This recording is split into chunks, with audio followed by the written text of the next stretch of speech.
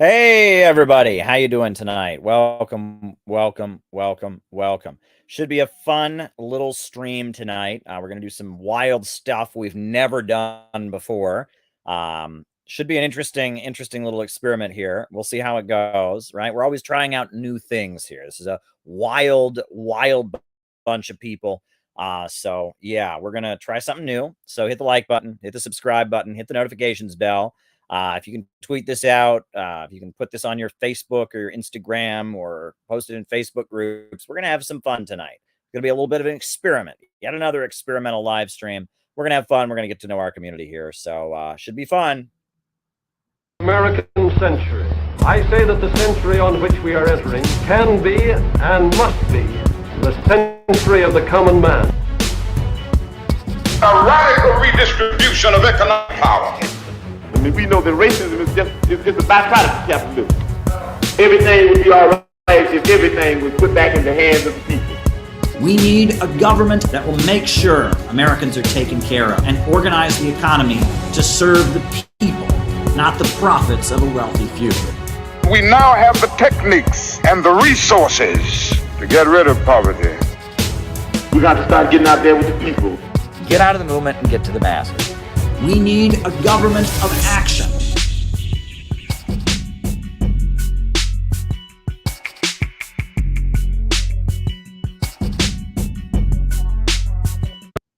All right, everybody. Welcome, welcome, welcome. So glad that you're here.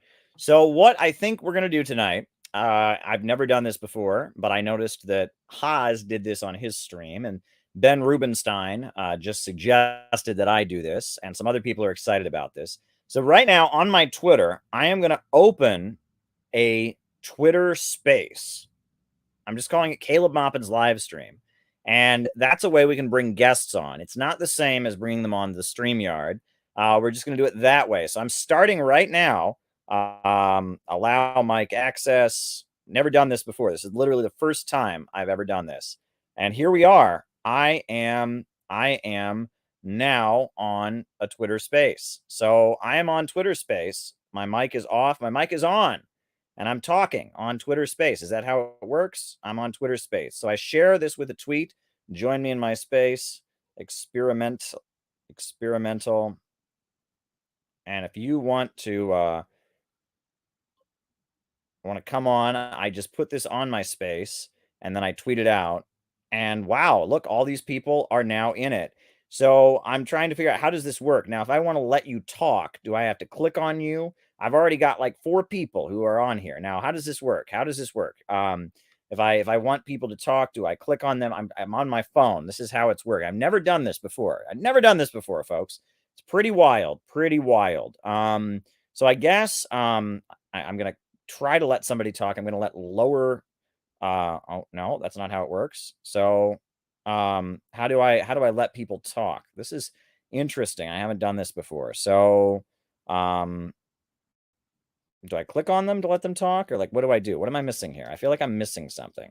All right. You have to keep in mind, I've never done this before. Oh, we got a request. Oh, the person has to request to speak. And so if they request to speak, okay, that's how it works. Oh, no. So we got one request to speak. And so then I click that. Hello? Can you hear me? It says lower and deeper can now speak. Hello?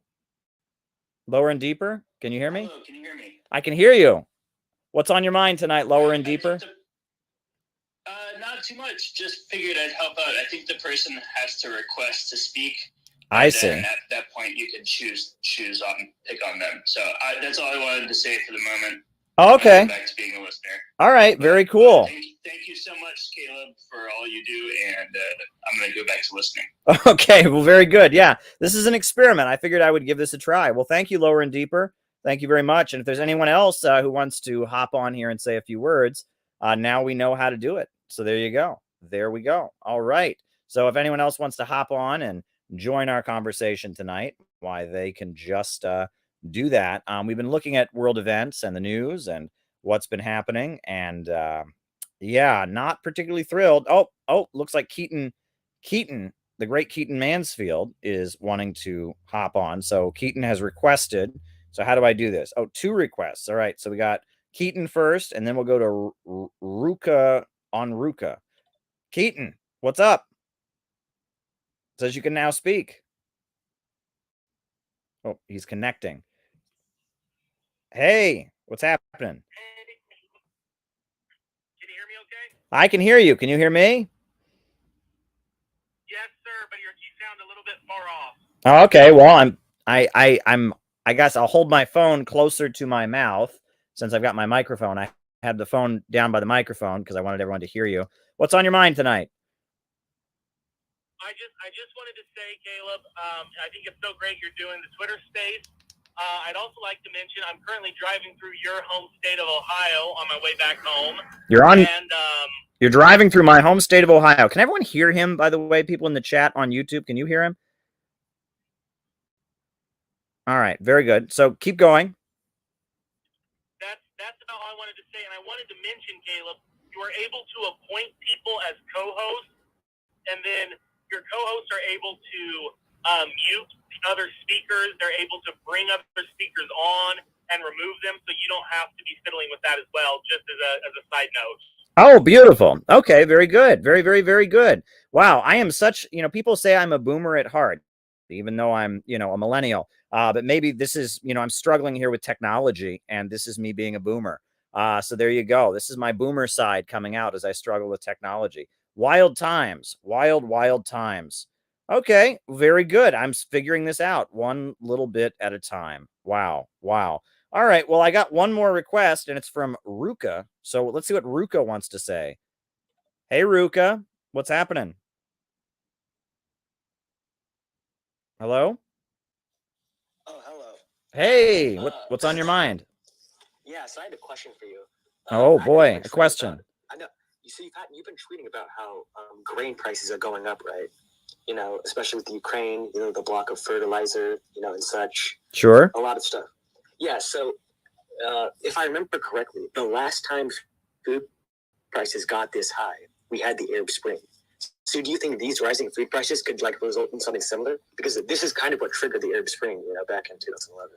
Sure. Well, prices, I believe. On a recent stream, I actually made a parallel between this and the Arab Spring because it seems like there is right now an effort on the part of U.S. leaders to cause as much turmoil in the global economy as possible.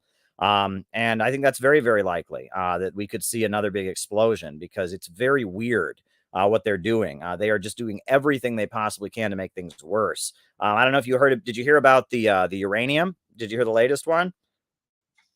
What was that?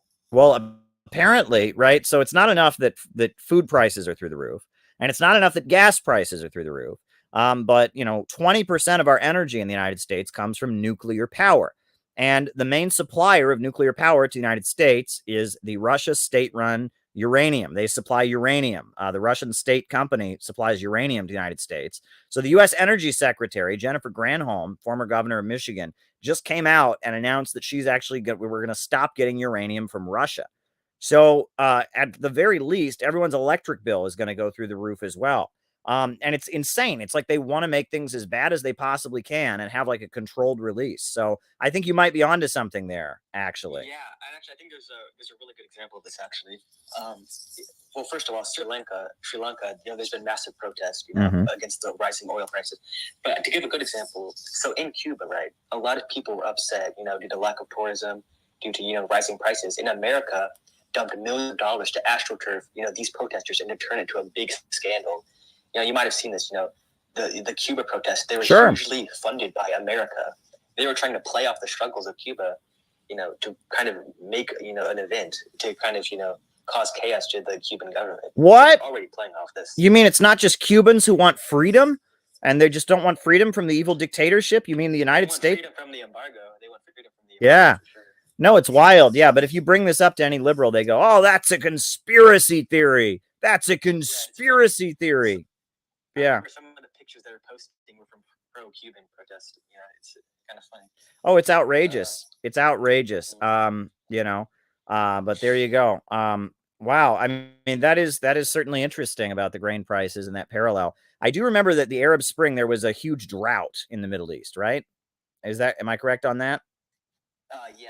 I mean, And also, on that note, there's going to be a lot of droughts for many U.S. states. Right, right. And if I remember correctly, there was a huge drought in U.S. states. Or there was a huge drought in the Middle East that was happening. And so what is the country that was destroyed as a result of the Arab Spring? Libya. And what did Libya have? It had the world's largest irrigation system. So if the conditions of the Arab Spring were, in response to drought, the USA didn't make anything better by destroying the country that had the biggest irrigation system on earth, the great man-made river. Honestly, especially with Libya, I think the main reason why the U.S. got involved with Libya was because Gaddafi was trying to, nationalize his economy. He didn't want to, kind of suck up to these neoliberal policies. So I think that's why they got him mostly. It's because he didn't want to play the game of like neoliberal trade. Sure. And his own economy. It's worth noting that before the USA went into Libya, there was kind of a rapprochement. Libya supported the war on terror because they've been fighting Al Qaeda for years. And so during the Bush years, Libya was kind of getting closer to the United States. And then under Obama, there was things between Libya and the USA got really good. And they returned the guy that had been charged for being the hijacker, for the Lockerbie bombing, and he was welcomed back to Libya with a parade. And BP opened up some like partnerships with the Libyan state-run oil company. But all of that was just so the United States could get in there and embed their people for when the Arab Spring happened. It was kind of amazing to show that, the USA will often kiss up to these countries. The other thing, though, that's worth noting is that I think that, if Gaddafi had not gone out of his way to offend a lot of other people in the anti-imperialist camp, it's unlikely, that they would have sat back and let him be attacked the way they did. I think, and I think that was a problem. I mean, Russia and China voted for an arms embargo, and that arms embargo turned into a NATO intervention. But, what's that? Go on. You could correct me on this, but I'm pretty sure another big thing was Gaddafi was trying to get up the dollar and go to like a gold. It was like a gold. It was like own currency. Like he was trying to get up the dollar. He was trying to create an African currency. That's absolutely true. He was trying to create an African currency. Yeah. There was some like new things about Hillary Clinton's emails, and I'm pretty sure it said like one of the main reasons they got him was because he was trying to form like an African, union. Yeah. And this isn't like the Clinton emails. It was like a whole big thing. Yeah, no, I mean, it's really, really, really fascinating to see. The first book the Center for Political Innovation ever published was our own edition of the Green Book by Gaddafi. Did you know that? I thought it was Bread Tube Serves Imperialism, but I didn't know that. Yeah. Well, before we published Bread Tube Serves Imperialism, before we published any other book, the very first book we printed was our own edition of the Green Book by Gaddafi that you can buy on Amazon with an introduction by myself. And actually, it is now the top-selling edition of the Green Book on Amazon because we wrote a nice introduction. It has page numbers. It's a non-copyrighted book, right? My good friend Ramiro laid it out very beautifully. He has the Unmasking Imperialism channel, but he's also a brilliant graphic design artist. And I wrote an introduction all about the Libyan War and how the Libyan War and Occupy Wall Street were key and my political awakening. And, Libya, I consider Libya to have been a socialist country. And yeah, it's quite a popular book. 5 or 6 of them sell every day. People read that book and maybe. Yeah. On the topic of Bread Tube Serves Imperialism, maybe you could talk about how Bread Tube has been worshiping Ukrainian neo-Nazis. I've been saying, we want to send more weapons to these Ukrainian neo-Nazis. Instead of helping people in America, we want to send more weapons to neo-Nazis. Oh, yeah. Well, no, it's weird. They have this logic where if you don't support sending weapons to neo-Nazis, then that makes you a Nazi. Did you know that? Yeah. It's very well thought out. Right. Zelensky, he's been getting very close to these far right, people in Europe, like Orban in Hungary. He's very unapologetically. He wants to make Ukraine just like Israel. He's pretty much unapologetically on the side of far right. I don't know why people are confused on this. Yeah. Well. If I can, Caleb, Keaton's still here. Okay, go ahead, Keaton. I didn't know you were still here. Go ahead. You guys you're spreading conspiracy theories. Zelensky's Jewish, therefore there's no Nazis in Ukraine, just like how Obama was black and there's no racism in the U.S. So I'm going to have to report you both to the Ministry of Truth. Very good. Very good. Yeah, you also probably might have known this, but Zelensky actually banned every single communist party from running. Yes, and banned all the communist parties. And didn't ban the Nazi parties, right? The Nazi parties are there, and they're an official division of the military. I hear so much of these excuses from the liberals. They'll say things like, my favorite is they say, well, don't you think there's people in our military that are neo-Nazis? Well, yeah, but they don't have a special Nazi division. They didn't create like the U.S. Marine Corps Nazi division and give them special uniforms with lightning bolts on them. Give me a break, it's so ridiculous, the excuses you get. And then, Zelensky's Jewish, it's like, wow, that doesn't make a huge difference. They've been having torchlit marches ever since he got elected, calling for his ouster and his overthrow. So that's pretty ridiculous. He came in on a peace platform and wasn't able to deliver. And, he's basically a puppet of NATO and the United States, and NATO and the United States have cultivated these extremist groups. So there you go. It's particularly ridiculous. And somehow in the mind of BreadTube, if you don't go along with this and support the people who are tearing down the World War II memorials, the people that are tearing down the World War II memorials and building statues of a Nazi collaborator, a participant in the Holocaust named Stepan Bandera, then somehow that makes you a Nazi, which doesn't even make any sense. It doesn't make any sense. But you see, what it really means is that the U.S. imperialists are trying to give themselves a woke makeover and say that U.S. imperialism and free market neoliberalism goes around the world liberating oppressed people and spreading human rights. And if you don't go along with that, you must be against them. So you're by de facto a Nazi. That's the only logic they have. I do must wonder, if we're going to talk about saving oppressed people, what about the oppressed Romani and Jewish people who are getting attacked in hate crime by neo-Nazis in Ukraine? Oh, of course. Talk about these oppressed people. Yeah. The pictures, we can't show them on my YouTube channel, but you can see them all over Twitter. The people tied to lampposts, with the stuff painted on their face that causes long-term eye damage. They're stripping them from the waist down. These are vicious, murderous people, and the USA supports it. And if you so much as bring it up, they just call it, oh, that's a conspiracy theory. They don't even try to debunk it. It's something's funny too. Chomsky had a very mild take on Ukraine. He said, I think we should try to peace. Instead of going to a full bloody war, let's try peace. And everyone in BreadTube was freaking out and calling him a crazy tanky. Yeah, and that's how they are. BreadTube is so obviously at this point. I said that they were an imperialist operation. I didn't name an agency or anything because Dr. Steve Hassan is advising them. I know that for a fact. I've gotten that information from a very good source, and then we've seen more and more come out. His relationship with Caleb Kane of Faraday Speaks and some others, that's a fact. And Steve Hassan's intelligence connections are very, very, very well documented. Let me just put it that way. I go into great detail about who Steve Hassan is and his relationship with all kinds of different people, like, the top military psychologist, Robert J. Lifton, who is his mentor. But anyway, so I go into that, and I just pointed out that, they're probably, in the way they're promoted so widely on social media, indicates they're getting some support. And then it was Max Blumenthal who went as far as actually proving, that they were getting funding. Abigail Thorne, we now know, was getting funding from the British government, from a nonprofit that's tied to the British royal family and funded by the British government. So now we know it's a fact. So what I wrote in the book is now documented fact. And if you bring this up, the BreadTube people just go, oh, it's not interesting. And they just laugh. Oh, everyone who disagrees with you is CIA. That's not what we said. Another thing I think they should probably maybe keep your eye on is, if the Solomon Islands, they decided that they would do a deal with China. Right. So all of a sudden, right after Australia did a deal with China, for some reason, Australia and America were like, oh, Solomon Islands, they're corrupt, they're evil, they're probably doing this and that. So I feel like, if we're going to see, the next type of AstroTurf thing, the next type of American intervention, I feel like it's going to be Solomon Islands, or any of these countries that want to side more with China instead of sucking up to neoliberalism. They're I feel like they're going to be the next target, if anything.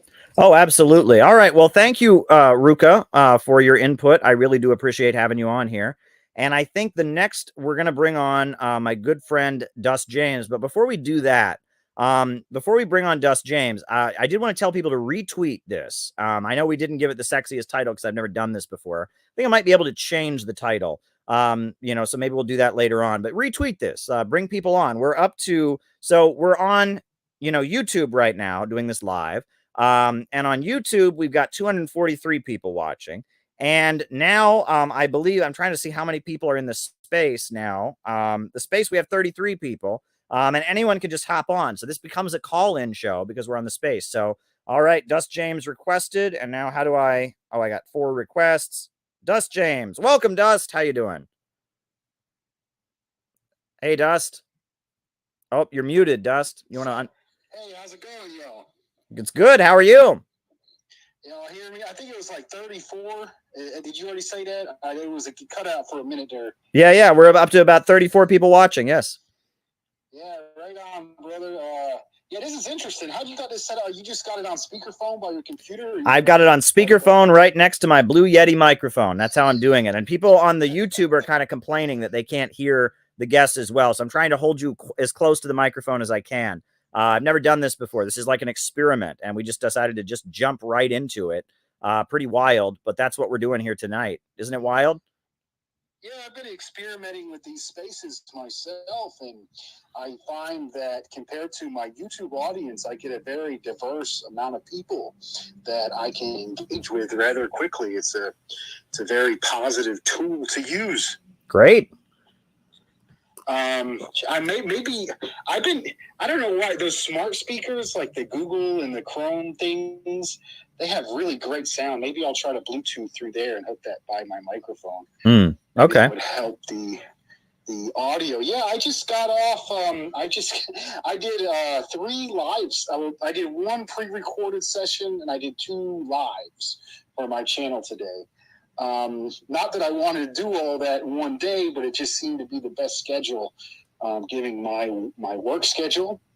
I did a talk with brother Ewoks, brother B-Level from Ewoks on Hens. He's a mutual comrade, Pan-Americanism, with a Chicano comrade and a Puerto Rican comrade, trying to bridge the divide between revolutionary nationalists and Marxist-Leninists of oppressed nations and the American patriot perspective, try to build bridges, build coalitions, come to better understandings with that. He's going to put that out later. I did a recap with brother Max the Sax out of D.C.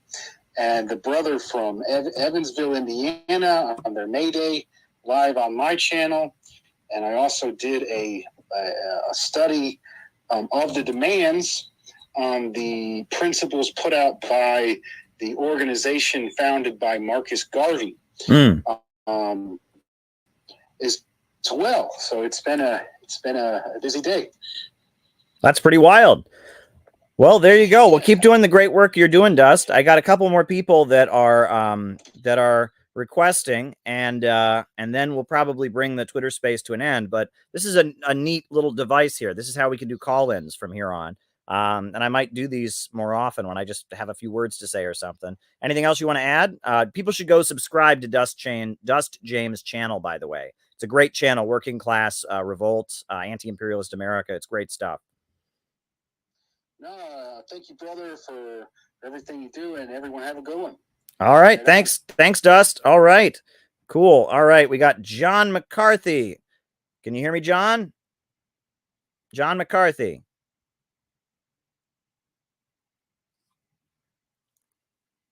Hey, John. John, you want to unmute your speaker? Okay, I'm sorry. Can you hear me now? I can hear you now, John. How you doing? Good. I can be kind of long-winded, but I just had one quick point today. Okay. Previous caller, Roca, I think was his name. He mentioned the droughts that are going to hit southeastern states very soon. And I just wanted to remind everybody that you have proposed the solution to this, which is a river of life. Right. Yes. And it's these droughts are coming, so not only is that a good idea, but it's a necessary idea. Yeah, and we are planning to we're actually planning to do some outreach tomorrow in New York City. We're having a kind of a small speak out about it. We obviously don't announce ahead of time where it's going to be, but New York City folks that are connected with us know, and some other people from the Schiller Institute and others, and we're going to be in the streets tomorrow promoting the River of Life. So that's going to be really awesome. So I'm really excited about that. And if you go to cpiusa.org, you can read this statement we put out. we should have a mass irrigation project. Instead of sending money on wars overseas and bombing and killing, we ought to have this mass irrigation project to bring water to rejuvenate the farming states of America. That's the idea. It's pretty basic, pretty simple. I don't have a blueprint. I'm not an architect. I'm not an engineer, but just seems pretty basic that we ought to have the river of life. Well, you mentioned the Schiller Institute. I was active with them many, many years ago, and they actually have done a lot of work on the engineering aspects of this. They had a proposal. Well, it wasn't their proposal, but they pushed a proposal many years ago called NWAPA, the North American Water and Power Alliance. Oh, okay. Well, if they have literature on that, I'd love to read it. I haven't discussed this with them. I know they're really into what do you call it? Infrastructure and such like that. So that's pretty cool. They put a mass pamphlet out in, I think it was the 80s, called "Won't You Please Let Your Child Have a Glass of Water?" Wow, that's a clever name for a pamphlet. So yeah, they predicted exactly what's going on right now with these trends. Well, very good. All right. Well, thank you, John, for that. We're gonna let I think 2 more people in. I see Anti-Imperialist Party has been trying to get in for a while, so we're gonna let him in, and there we go. Anti-Imperialist Party, how you doing? You there? Anti-Imperialist Party? Hey, how's it going, Caleb? It's good. How are you? It's going good. This is MJ. I usually watch your stuff on YouTube. I go by MJ, and I'm over here in California. Cool. And I really appreciate your work. Just a few days ago, I made my own party. I made the American Anti-Imperialist Party. People might think it's crazy, but I'm so tired of the duopoly. I'm so tired of kind of what this country has been doing. I mean, once you start learning about what this country has done, you start to kind of waken up. And so I think the key thing is education. And that's why I really appreciate your work, because you go into the history, you bring up the economic side of things, you bring up the social side of things. So I think that's huge. The Anti-Imperialist Summit on Revolutionary Blackout Network was really great. You were on there. Jimmy Dore was on there. Some other comrades like on the international scene. And I just kind of want to say, this education aspect is huge and important. And I hope we can kind of just spread the word of the basic history of what this country's doing. Like you guys mentioned before, we think we're doing some noble cause over there in Ukraine, but it's the complete opposite. And like our World War II veterans would be rolling and turning in their graves right now if they knew what was going on. Yeah, it's pretty unbelievable. And the Center for Political Innovation, we're an education project. That's kind of what we are. We're to bring education. So we don't endorse any political party. Someone gave us a super chat, Piano Man. So thank you, Piano Man, for the super chat. We don't endorse any political party, but we have people that are part of the Communist Party that are with us. There's people part of the Party of Communists that are with us. There's people in various parties, and we are just an educational project trying to bring an anti-imperialist and socialist message to the people in a way they can understand, and putting forward policy solutions to move the United States toward a more rational economy. So that's what we're trying to do. Maybe your anti-imperialist party and our think tank, maybe we could collaborate at some point. You mentioned you're in California. We have people in California, and I'm sure they'd like to get in touch with you. We just had a great Zoom call today about what we're doing. And so, yeah, we should be in touch. I would definitely be interested in that. And, the whole thing is, I mean, in my heart, I'm, kind of communist. But the thing is I think it's a hard sell for the American people right now. I think there's too many people that are just turned off with that idea. I hope we can change it, but that's kind of why I'm throwing this out as an American anti-imperialist party. Well, and that's what people don't get. I get all this hate for wanting to talk about socialism with American characteristics and such, but we need to communicate to the broad masses of Americans that we're not against them. We don't want to destroy their country. We want to make life better by breaking out of this global imperialist financial system and developing an economy that serves the people, not the huge multinational corporations. And it just seems like common sense. If you go around and tell people, hey, I want a communist revolution, they think you want to run through their neighborhood with guns and turn the country into a civil war. And that's not serious politics. Serious politics means that you actually want to make life better. And that means, communicating patriotism to some degree or other, not national chauvinism, not bigotry, but it's different. And we get so many people. And the problem with social media really is that it stops being about actually winning people over, actually getting to the broad masses of people. And it starts becoming who can look the most badass and performative and woke and revolutionary on social media. And that's a problem, right? Social media is not good for our brains. I'm on here using social media to get my message out here. But the problem is a lot of people, they just want to perform for their little corner of social media. And they don't get that if you really want to win over the American people, you need to, lay out a coherent message that can win them over. You know what I'm saying? Yeah, exactly. I agree 100%. I threw up a few basic goals of what this, kind of party I created has. They're very general. They're very basic, basic.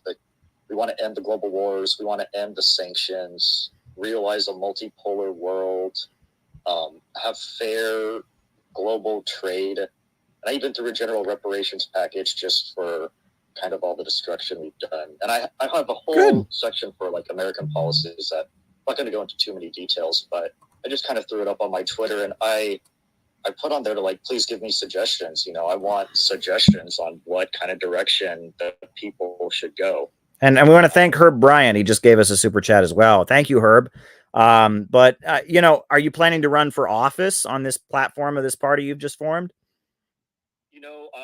I actually kind of do. I've been looking into, I've been sitting in city hall meetings. I'm looking into run for local office. I'm totally over the Democrats and Republicans. So that's why I'm like, you know what? I really want to do a third party. And obviously the Communist Party is more established, but I just, like I kind of mentioned, I don't think it's a good sell to America right now. And until like there's enough education. Yeah, well, how the economy works. Yeah, the point is to build a program, something that people can agree to that will change society, right? That's how these things work. In Russia, it was peace, land, and bread. In China, it was redistributing land to the peasants, defeating the Japanese invaders, and communists can sit at the center of a broad, united front to improve people's lives with clear, concrete steps that challenge property relations. And that's the idea, right? If you just go to people with everything, and you demand that everyone agree with the whole full 9 yards, it's not going to work, right? And the idea is to put forward a united front around a serious program. And that's what the 4 points of the Center for Political Innovation. Have you read our 4 economic points? Yeah, I'd have to go back and check them out, but I have read them, and they all sound on point. Like you guys were mentioning about the River of Life, the irrigation project. That sounds, like you said, that sounds right on point and basic. And you would think, especially, if anyone's wanting to talk about climate change, say, hey, well, this would combat that. Food crisis, this would combat that. Yeah. There's so many different things that it can help. Bring back jobs here, infrastructure. And one of the things I would love to do is have a nice high-speed rail project connecting all of our cities together, plus River of Life. The sky's the limit. Yeah, we need to come up with constructive solutions like that to show people what could be done. Well, I really appreciate you coming on. What's your name, by the way? Thank you so much. I go by MJ. MJ. All right. Well, thank you, MJ. I do appreciate having you on. And next, we're going to bring on Mr. He's been waiting a long time. He's got the Lincoln head as his logo. Mr. Zolwas. Mr. Zolwas. Can you hear me, Mr. Zolwas? Mr. Zolwas? Everyone should retweet this, by the way. If you're on Twitter, you should retweet this. We want to get more people on here. Mr. Zolwas, can you hear me? I can hear you, Caleb. Can you hear me? I can hear you. What's on your mind tonight? Well, I just want to say, first off, thank you for everything you do, and thank you for having me on tonight. And I want to have a special shout-out to our Northern Ireland comrades for having Sinn Féin clinch for the first time ever the most number of seats in Stormont, which means as of right now, with both parliaments in Ireland, Sinn Féin is the largest political party with seats. And one of the first things they did was call for a united Ireland. Nice. So, that's pretty great. All of our Irish comrades right now, they are reveling in a good victory. That's really great to hear. Yeah, Sinn Féin very much is the expression of Irish people in Northern Ireland who want independence. And people are critical of Sinn Féin; they're a little more reformist than they once were, but they are the real expression. And that some of these other groups that are pretty ultra left, I mean, they don't really have a mass base. So the fact that Sinn Féin is there, and Sinn Féin supports Maduro in Venezuela, Sinn Féin supports the Palestinians. So they are an anti-imperialist party in a lot of ways. They are a socialist party in a lot of ways. They're not a hardline ML party, but they are the voice of the Irish liberation movement. And so supporting them is really important. And I think that's really, really great to hear that they are having huge electoral gains. That's really great to hear. Yeah. That's kind of all I wanted to get on stage and keep on doing what you're doing, Caleb. All right. A good fight. All right. Great to have you on here. Okay. All right. So I see there's 2 more people that are requesting, and we do want to do just a regular YouTube live stream at some point, but I'll bring a couple people on. There's one guy I'm not going to bring on because his name is I Snort Coke, and we're not into drugs on here, so I'm not bringing him on. But I'm going to bring Richard on. Richard, how you doing? Richard, can you hear me? Richard? You want to unmute your mic, Richard? There, can you hear me? Can you guys hear me now? Yeah, I can hear you, Richard. How you doing?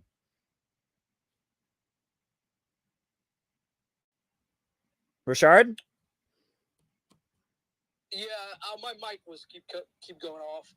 Hey, thank you. Can you guys hear me now? Yeah, we can hear you. Okay, thank you, man. Hey, Caleb, I actually came over from YouTube. Oh, okay. I follow you your live streams all the time. So my question that I had was, someone was debating with me, and they said about the Ukraine war, and the question was that they said that you were being so anti-American imperialist that you kind of like not seeing the Russian imperialist is going on. So, well, I thought I was a chauvinist because I waved the American flag. I'm a national chauvinist. I'm a blind American patriot who denies genocide and supports empire and wants to colonize and oppress all black people. That's a new one. So I'm so anti-imperialist that I don't recognize Russian imperialism. Now, that's an interesting one, right? They can't make up their minds. Am I too anti-American or too pro-American? Which one is it? But there you go. Continue. They're saying that what else are they alleging? That I'm supporting Russian. No, I wasn't saying that they were saying about you. I was saying that I was debating with them, and sure. Hey, you're being so anti-American imperialist that you're not seeing the Russian imperialist that's going on in Ukraine. Okay. So that was my main question. Like, no, it's a fair question. I was just pointing out the irony that they can't make up their minds. Am I too anti-American, or I just think it's funny. But no, I'll directly answer that, which is that imperialism is an economic system. It's not a term for when troops go into a country, right? And that basically what's going on is that Russia is protecting the people of the eastern regions, and that they have been bombarded. They've been under attack for the past 8 years, and that this is a situation where the USA toppled the government of Ukraine in 2014 and installed a fanatically anti-Russian government. And that Russian government started persecuting the Russian-speaking people of the eastern regions. They declared independence. They wanted Russia to recognize their independence, but Russia actually said no. And they facilitated the Minsk Agreement, which was to bring them back into Ukraine. And the Ukrainians were supposed to give them their autonomy, but they didn't. Instead, the Ukrainians have been, attacking and bombing and killing their own people for the past 8 years. And on top of that, this fanatically anti-Russian government installed by the United States has been threatening to get nuclear weapons. And at this point, Russia feels that they have to move in. And now we know that it's a lot worse than we thought. They have these bio labs where they were developing biological weapons, it appears, funded by the Pentagon. They have these biological research labs. And that they've been doing everything they can to basically use Ukraine as a base area to threaten Russia and persecute the Russian-speaking peoples of the eastern regions. Russia held off as long as they possibly could, and now they're moving in for their own security. And if Russia was going in there because they wanted to exploit the people of of Eastern Ukraine, that would be a totally different situation. If Russia was trying to ensure economic domination of Eastern Ukraine or something, that might be a different story. But that's not what's going on here. Russia is basically protecting their own security and protecting their ethnic brothers, the Russian speaking folks in Eastern Ukraine and the Donetsk People's Republic in Lugansk. And it's actually costing Russia quite a bit of money. I've been to Crimea, and the amount of money that Russia has poured into Crimea for economic development is not small. I mean, they have really done a lot to develop them. And, the relationship that Russia has with the world is not an imperialist relationship. Imperialism is when, one country is dominating the economy of another country, preventing a country from developing its own industries and resources, keeping a country poor so that they can stay rich. It's about holding back economic development. That's what the imperialist relationship is. That's what the United States and Britain and France and Germany do to countries all over the world. That's why Africa is still underdeveloped. That's why there's so many people in South America that don't have access to running water and electricity. Imperialism is an economic relationship. It's not a term for military intervention. So that's where those folks are confused. But what do you think, Richard? Thank you, man. That was the question that I had. Okay, but I mean, do you have any thoughts on that? I mean, what do you think? No, that was great, man. Okay, sure. All right, very good. Okay, well, I see a couple other people are requesting, and this is fun. This is a little bit fun, so maybe we'll add. Oh, my good friend Jay Therapol. I met Jay actually a while back. I met him in Russia at the World Festival of Youth and Students, I believe. Jay is connecting. It says connecting. Jay, unmute your speaker. Can you hear me? I can. How are you, mate? How are you? You're out in Australia. How are things going? How are things going? Well, it's not as bad as over in the United States because our supply chains with China are shorter. So I can say that at the very least. Yeah, well, I mean, evil China is oppressing you. They're gonna move into the Solomon Islands, and you have no choice but to invade. I'm just kidding, of course, just kidding, right? Right. Yeah, I mean, I just got off the phone with somebody from the Citizens Party here in Australia, which is related to the LaRouche movement. Mm-hmm. And I just said to him, it just occurred to me, I said, we have the opposite stance towards China that we need. What we have with China is hostility and free trade, when what we actually needed for the past 20, 30 years is friendly relations and protectionism. So we get the exact opposite of what would actually serve Australia's national interests. Yeah. It's crazy. It does sound like it. Are you part of Australians for a New Democracy? I am. So it's kind of fledgling right now. We haven't really gotten it off the ground, but hopefully once I finish with my PhD and all of that's said and done, I'm going to be able to spend more time on A&D. Well, very good. Yeah, it sounds like, a lot of good work is done. I know David Fox and Helen Woolley are very excited about this new organization that's, aligned with the CPI out there in Australia. So very good. Very, very good. Yeah. I agree with your line on so many things. I think it's actually quite refreshing to hear people make the argument that you can be patriotic, you can talk about a love of your country, especially even if it's a country like the United States, God forbid, or a country like Australia. It is possible to love your country, and in fact, that's probably the only effective strategy. It's not a good look to say that, you want socialism, but you hate your country. And I think in many ways, that particular brand of socialism has been pushed by certain compromised individuals, if you catch my drift, because they know that it's not going to work, and it turns people away from the idea of a more egalitarian social order. Well, and there's more to it than that. I mean, we can do a deep dive if you want. This book, Settlers, the Mythology of the White Proletariat, which is, pushed really hard in leftist circles now. It's got very shady origins. No one knows anything about the author. And we can also go into the fact that, one of the main promoters of this kind of land back idea is a professor in Colorado named Dr. Ward Churchill. And Dr. Ward Churchill was a CIA propagandist in Nicaragua. He basically went down and made promotional videos for the CIA claiming the Sandinistas were oppressing the indigenous people. And when Russell Means, a Native American activist, when he was basically doing propaganda for the CIA, Ward Churchill was his handler and his speechwriter. He wrote all his speeches for him. So, he's been pushing this. And the other thing is a lot of these kind of, Americans are all evil. They're all Euro settlers. Therefore we should never fight for economic justice, all of that. that actually, in a way, that's an austerity narrative, right? You want them to be poorer, right? I mean, it served, and it's very, very interesting. Like, I mean, you can't really support Chris Smalls and the Amazon union struggle and support settlers, right? Because Chris Smalls, he lives on U.S. soil and he's benefiting from imperialism, so he deserves to be poor. You know what I'm saying? The workers at Amazon in Staten Island were, yeah, it's a really bizarre narrative, and so it puts so-called leftists on the same side as the big monopolists that are trying to deindustrialize the United States and drive down living standards. So in a weird way, even though it seems so radical, when it really gets down to it, it puts you on the same side, pushing austerity as the imperialists are. It's particularly wild, right? The worst example of this that I heard was a couple of years after I left the Workers' World Party in the United States, which I was with for many years.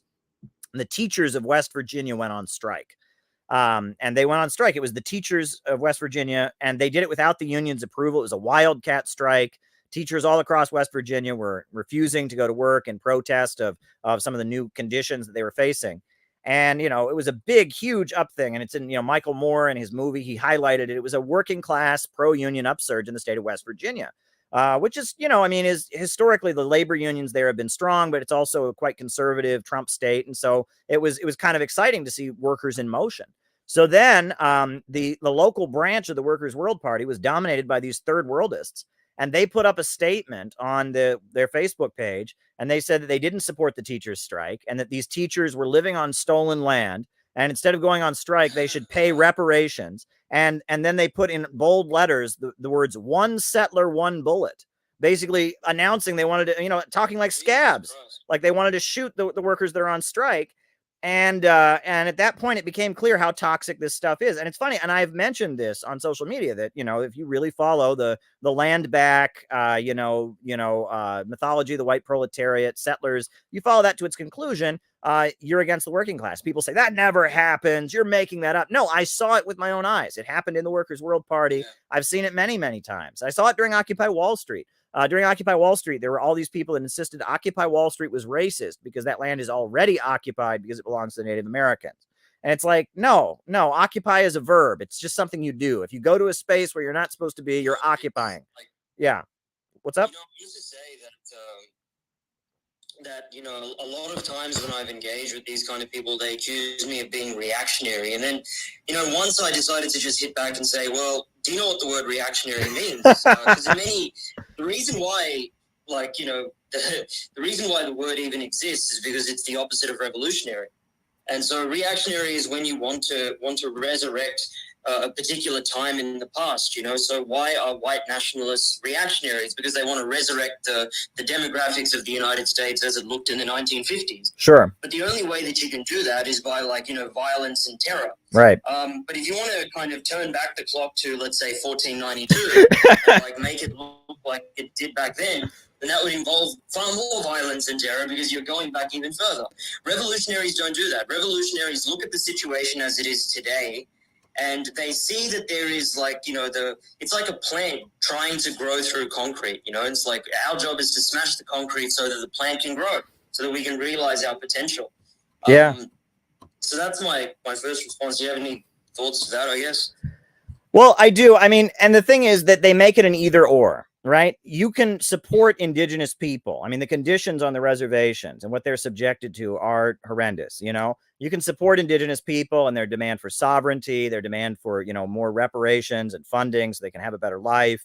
You can support that without being a person who says that no white person ever has the right to go on strike. Do you know what I'm saying? And it's like they create this either or where the second that you're not on board with the whole settlers thing, the whole land back thing, you're immediately therefore a white nationalist or a white supremacist. And it's like, that's not how these things work, it's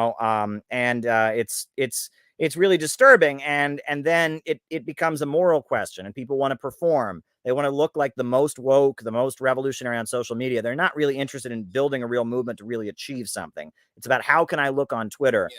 The other thing is I will just say this, I've noticed, and this is very weird, but any tweet attacking patriotic socialism gets boosted on Twitter. And any tweet attacking me, I've noticed that too. Yeah, gets boosted. And you'll notice that so Haas was banned from from Twitch, and the Financial Times did a story about him, accusing him of being a Russian agent. Jackson Hinkle was banned at the same time. Financial Times didn't mention him. I have Russian state-affiliated media tagged on my Twitter. So the three main voices of patriotic socialism are all basically been tagged by the deep state. And now any tweet that criticizes us gets boosted. You know, I mean, this is so clearly... What's that? Well, you should take Twitter to court for defamation. They're accusing you of being Russian state-affiliated media. I mean, you don't work for them anymore. Right. I mean, that's a fair argument. I mean, it's interesting because it's like it's a little bit different in the United States with defamation, right? I mean, it works a little bit differently, but that there could be a case there, right? I mean, I know in English law you have to it's very different. But here in the United States, you have to prove intent. You have to prove, you have to prove intent. You have to prove, it's a little bit different. And that's Trump was complaining. He wants the defamation laws to be closer to what they are in like Australia and Britain. But here in the United States, I mean, you have to prove intent. You have to prove damage. You have to it's very hard to win a defamation lawsuit, especially if you're a quote unquote public figure.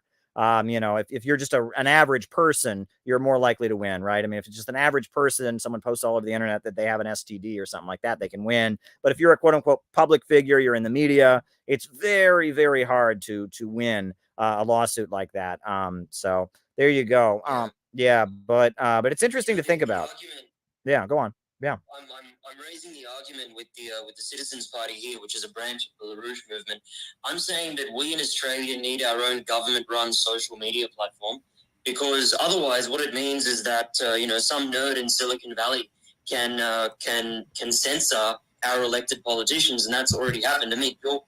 Your former president Donald Trump, right, is still not allowed on Twitter, right? I mean, that itself is an affront to democracy. Absolutely. So I would argue that every country in the world should have its own government-run social media platform. Absolutely. All right. Well, listen, it's been really great to have you on, Jay. You do great writing. You've written some great articles about anti-imperialism and such. And it's really, really great to have you on here. Best wishes to you and all the comrades out in Australia. We're now going to bring on, we haven't had a woman yet, and Charlotte Pritt wants to get on and talk. So I'm going to bring on Charlotte Pritt. So there we go. Welcome, Charlotte Pritt. How are you? She's connecting. It's connecting. But yeah, we haven't had a woman speaker yet, and Charlotte Pritt is requesting to speak. So go ahead and unmute, Charlotte. What's on your mind? Charlotte? Hey. Can you hear me now? I can hear you, Charlotte. How are you? I'm doing great. It was interesting. I came in when you were talking about the teacher strike in West Virginia. And just to give a little background, my father was the president of one of the locals, UMWA. My brother was a member of Teamsters. I was a member of WVEA, AFT, and UE. UE in West Virginia is one of the best labor unions. It has more autonomy. And I also was the gubernatorial candidate in 1996 for the Democratic Party. And my opponent was Joe Manchin in the primary, and I defeated him with a huge grassroots campaign. And I wanted to speak a little bit about what's been happening here in the labor movement, and also say that in the primary, every county in West Virginia went for Bernie Sanders. Heavily. Wow.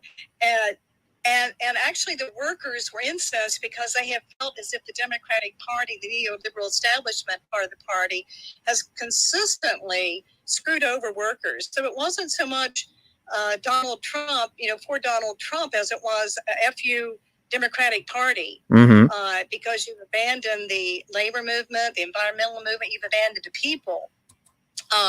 So it was very interesting to see that when Hillary and Trump won, they knew they didn't trust establishment Democrats, and nor should they, because they have, as you can see, taken us into war since the 90s. The Clinton family, with NAFTA, with TPP, it just really had a great deal of damage here in West Virginia.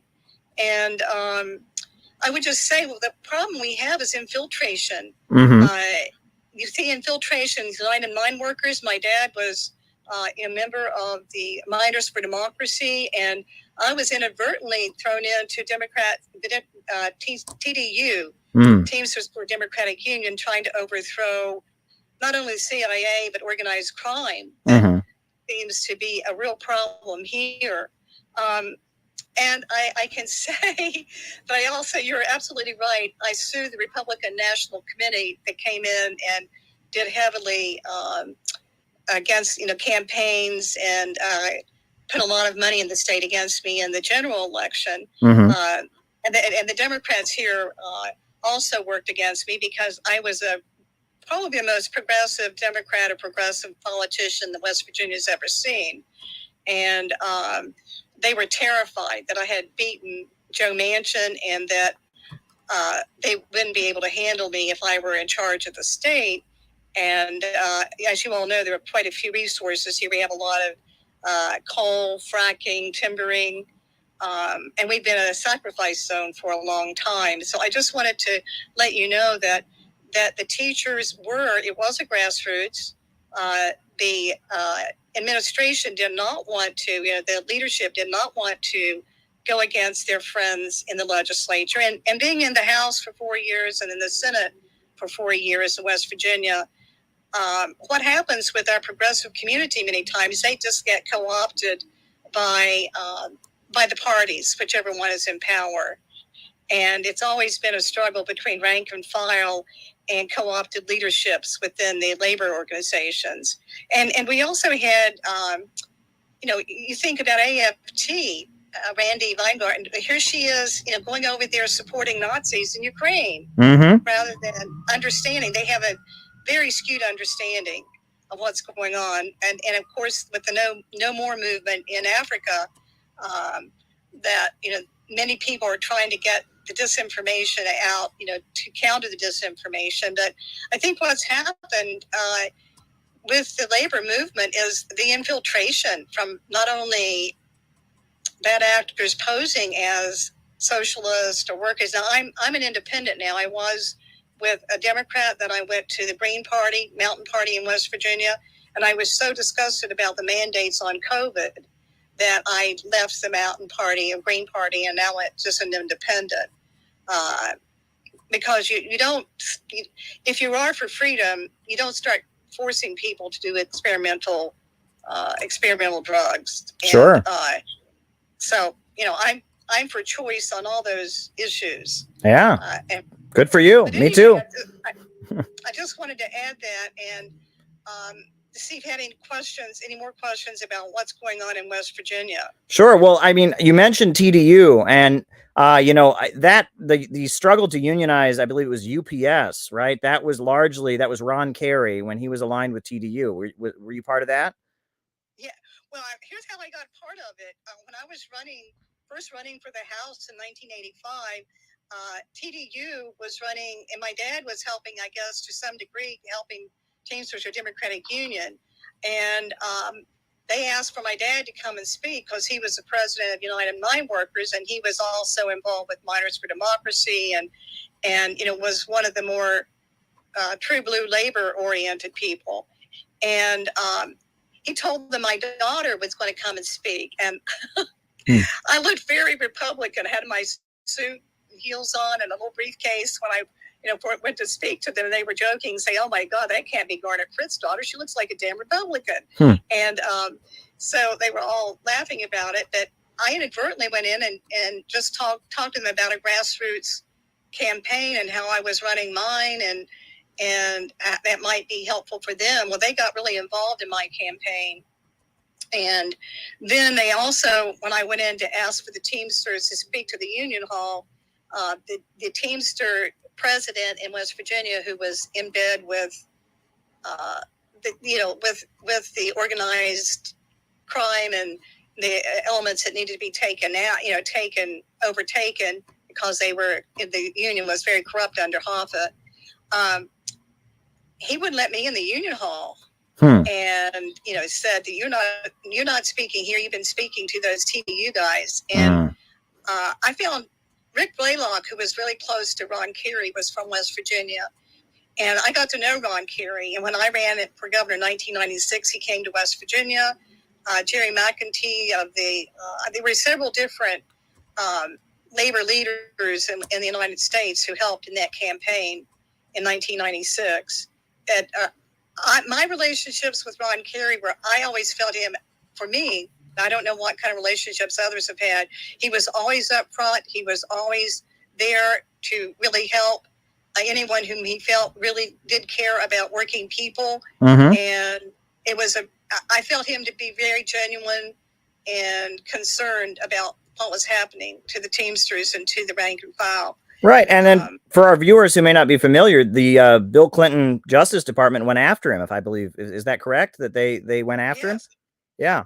Also went after, oh gosh, shoot, I can see his face right now. He's the president now of AFL-CIO.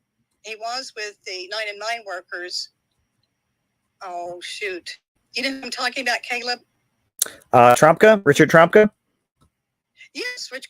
He went after Rich. Rich was trying to get our policies. They went after him because he was trying to get the hands, our retirement out of the hands of brokers and bankers and into a fund, that they could all put all of the retirement together and they could be managing it themselves. And powers that be didn't like that one bit, so they went after him too. They went after him for that. He kind of settled down some. I haven't been real happy with some of the things that AFL-CIO has been doing, especially when I was in El Salvador and Nicaragua and Honduras in 1987, a peace mission there, and I was talking to SEIU, hospital workers.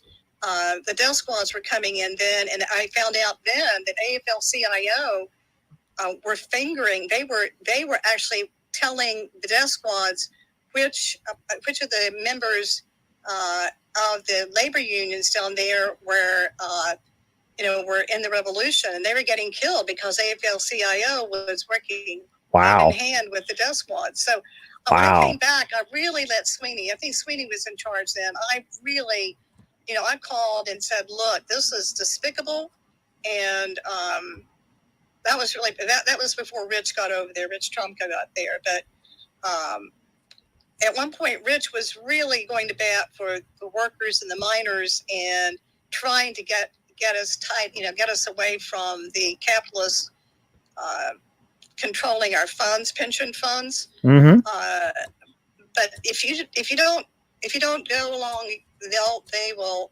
really make your life miserable. Wow. Sounds like I should have you on for like a long interview sometime. I'm sorry, I didn't mean to talk that. No, I'm saying, I mean, it would be great. I mean, we should just do a whole, hour long conversation at some point for the YouTube channel. Would you be up for that? Well, I have had some health issues, and I've been working with Jeremy was telling me that I need to get more active, and then I saw your thing tonight, so I thought I would just listen. But I never know when my health is going to be such that I can. Yeah, but thank you. I appreciate you giving me the offer, and offering that to me. But I thought, well, I would just speak up a little bit about what was happening here in West Virginia, and actually, I believe that our people are still very much dedicated to the working class and to the unions. It's just that we had very few people. Every time we get a chance to vote for someone whom we think will really that we can trust, we do. But the Democrats haven't been fielding anybody, on the national level for some time. Yeah. We like Tulsi Gabbard because of her stands on freedom, speaking out for Assange and things of that nature. And so, and I like her stand because she seems to be more sensible than the others about what's going on with war. Yeah, no, I like Tulsi Gabbard a lot too. I met her one time at a reception where she spoke about, how Saudi Arabia is funding terrorism and their role and how U.S. foreign policy is creating terrorism. And it was great to interact with her. And when she exposed Kamala Harris on the national stage, that was kind of an epic moment. So, well, you are someone with lots of experience in the labor movement and lots of experience as an anti-imperialist. And it was really, really great to have you come on here and share some of your knowledge and your history. I'm really glad you hopped on. I'm really glad we did this experiment tonight and decided to open it up, and here you are. It was really great to hear from you. Thank you very much. I appreciate everything that all of you are doing Thank you. And Thanks a lot. yeah, and I mean, know that- I really appreciate having you on, and I mean, it's really been great. And so thank you. And best wishes to everybody out there in West Virginia. Thank you. Thank you. All right, folks. Well, I think that we are going to end the stream, not the YouTube stream, but we're going to end the Twitter stream at this point. We may open up another one. The Twitter space is now over. So I just ended the Twitter space, but we're still here on YouTube. We're still here on YouTube. So that's pretty cool. And that was an interesting experiment. I think we're going to do that one more often. Yeah, you know, we're going to do that a little bit more often. Should be good. But that was really, really great. It was really, really great to have a call in like that. People are telling me the audio at some points wasn't so good, but maybe it got better. So maybe we can figure out like a mechanism if there's a way I could plug my phone into the audio, or we could play it over the computer or something like that. I'm sure there's something we can do. I'm again not huge with the tech stuff. I'm not the best tech guy ever, but yeah, I really agreed. It was that was a great call in. Quite a diversity of folks. We had someone from Australia. We had working class folks from the United States. We just had, you just heard Charlotte Pritt, the legendary labor organizer in West Virginia, and her work. That was really a great call in. That was really, really awesome. So there you go. Folks, I'm not quite sure. This is that was an experiment. It was kind of a last minute idea. I was going to open up the Twitter stream. I think, I'm not quite sure how we're going to do this next. I do want to answer your super chat questions. So if you have any super chat questions, I saw, the Piano Man and Herb sent us a nice super chat. But if somebody has a question they want me to answer, shoot me a super chat and I will answer it. I will make a point of doing that. I will definitely make a point of doing that if you have a super chat question. But yeah, I'm not quite sure how to go from here. I don't think we want to do the roll call necessarily. I don't think now would be a good time for a roll call, just because we just got off of a Twitter stream. But maybe we should. Maybe this should be a roll call. Do you want to do the roll call? What do people in the chat think? Should we do a roll call? Why don't we do a roll call? And people, a roll call and a call for super chats. If people have super chats they want me to talk about, by all means, send them my way. And we'll do a roll call as I take super chats. So if you have a roll call, you want to give me your name and location, I'll call you out as I see you. Names and locations. We got Dennis G in Oshkosh, Wisconsin. Very, very good. Very, very good. If someone has a super chat, just shoot us a super chat and we'll answer the super chat questions. We got Chris Morlock in San Francisco. Let's go, JT24. Army in Vegas. We got Yada Yusril in Chicago. We got Rice from Adelaide, Australia. Cleveland Pirate Alex. We got President Jesus in Los Angeles. Dario from Brooklyn, stranded in Florida. We got Deb in Mexico. We got Lee County, Florida. Clydebank, Quinn and Meredith. Anderson, very, very good. Kieran from San Diego. Shout out to you. Neil Frazier in Hong Kong. Very good. We got Bergen County, New Jersey. Adam in Salt Lake City. Carmen in Reading. Got Los Angeles. Bob Troy. John McCarthy in Chicago. Norway. China. Los Angeles. John McCarthy in Chicago. Abe, Highway 61. Brendan in Colorado. Mobile, Alabama. Kendall in San Diego. Pittsburgh, Pennsylvania. Songs Plus Revolts. El Dorado. Very, very good. Very, very good to have folks on here. Marta in Poland is with us. Excellent. We got Beirut. Nate Pano from Sydney, Australia. Jared from Virginia. Berkeley in Virginia. Micah from Las Vegas. Char Darling from Nassau County, New York. Stephanie in Berkeley is with us. Vancouver. Hanoi, Vietnam is with us. Very, very good. Hugo from the Netherlands, where it's at. Nathaniel from Washington. Brisbane, Australia. We got great Twitter space, says Nicholas Lynch. Yeah, I think it went really well. Javier in Queens.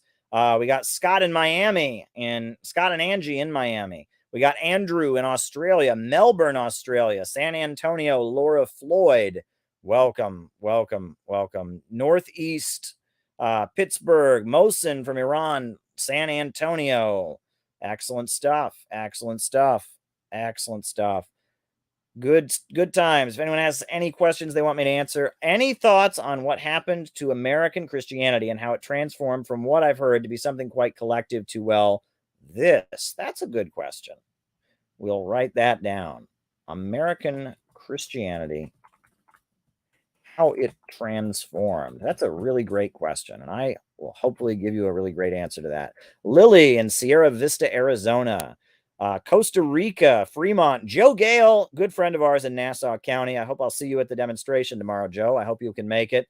I know Char Darling has been reaching out to you. I hope I see you tomorrow in the streets.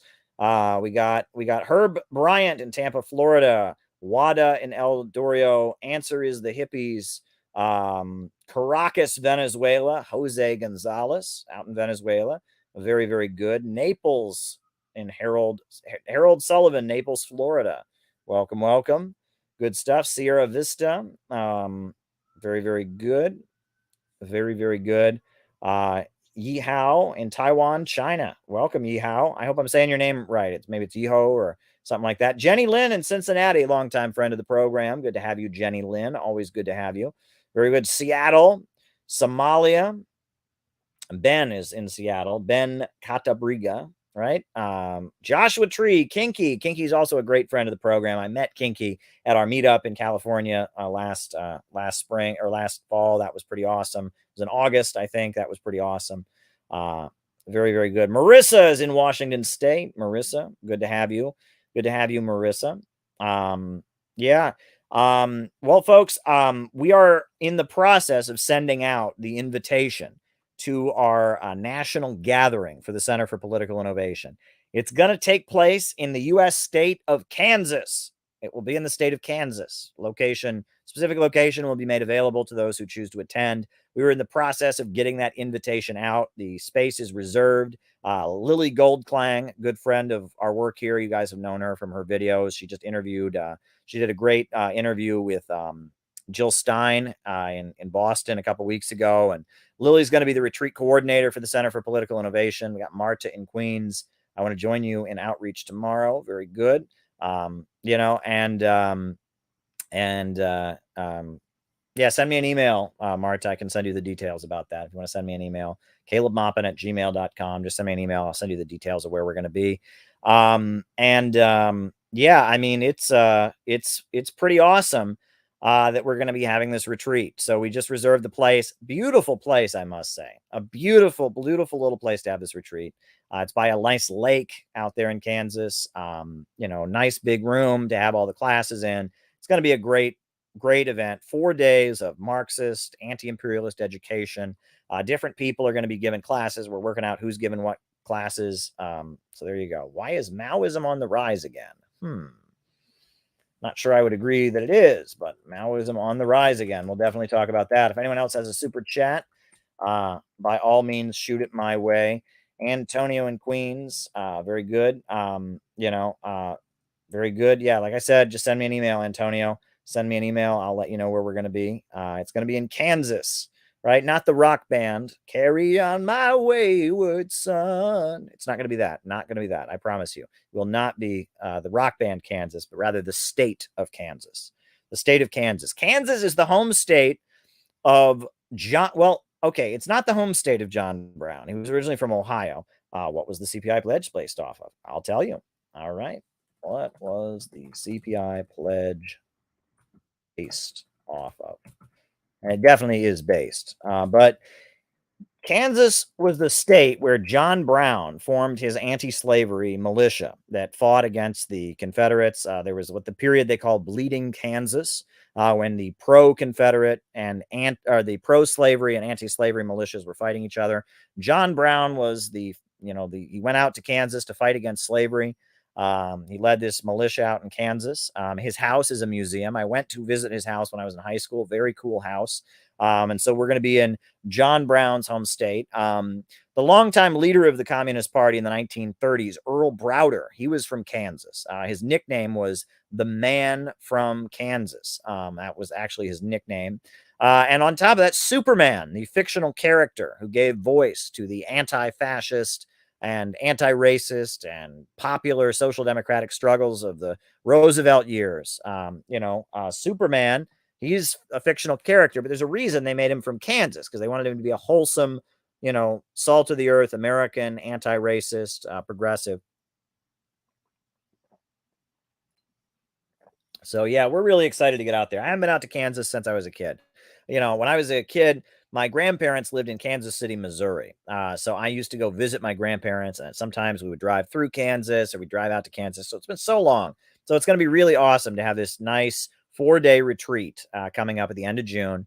It's going to be awesome. It's going to be absolutely awesome. It's going to be tremendous. So if you're a member, it's only open to members of the Center for Political Innovation. But if you're a member of the CPI, you'll be getting an invitation, and hopefully you'll be coming. And we hope to have a decent crowd of people there for our 4-day national training school.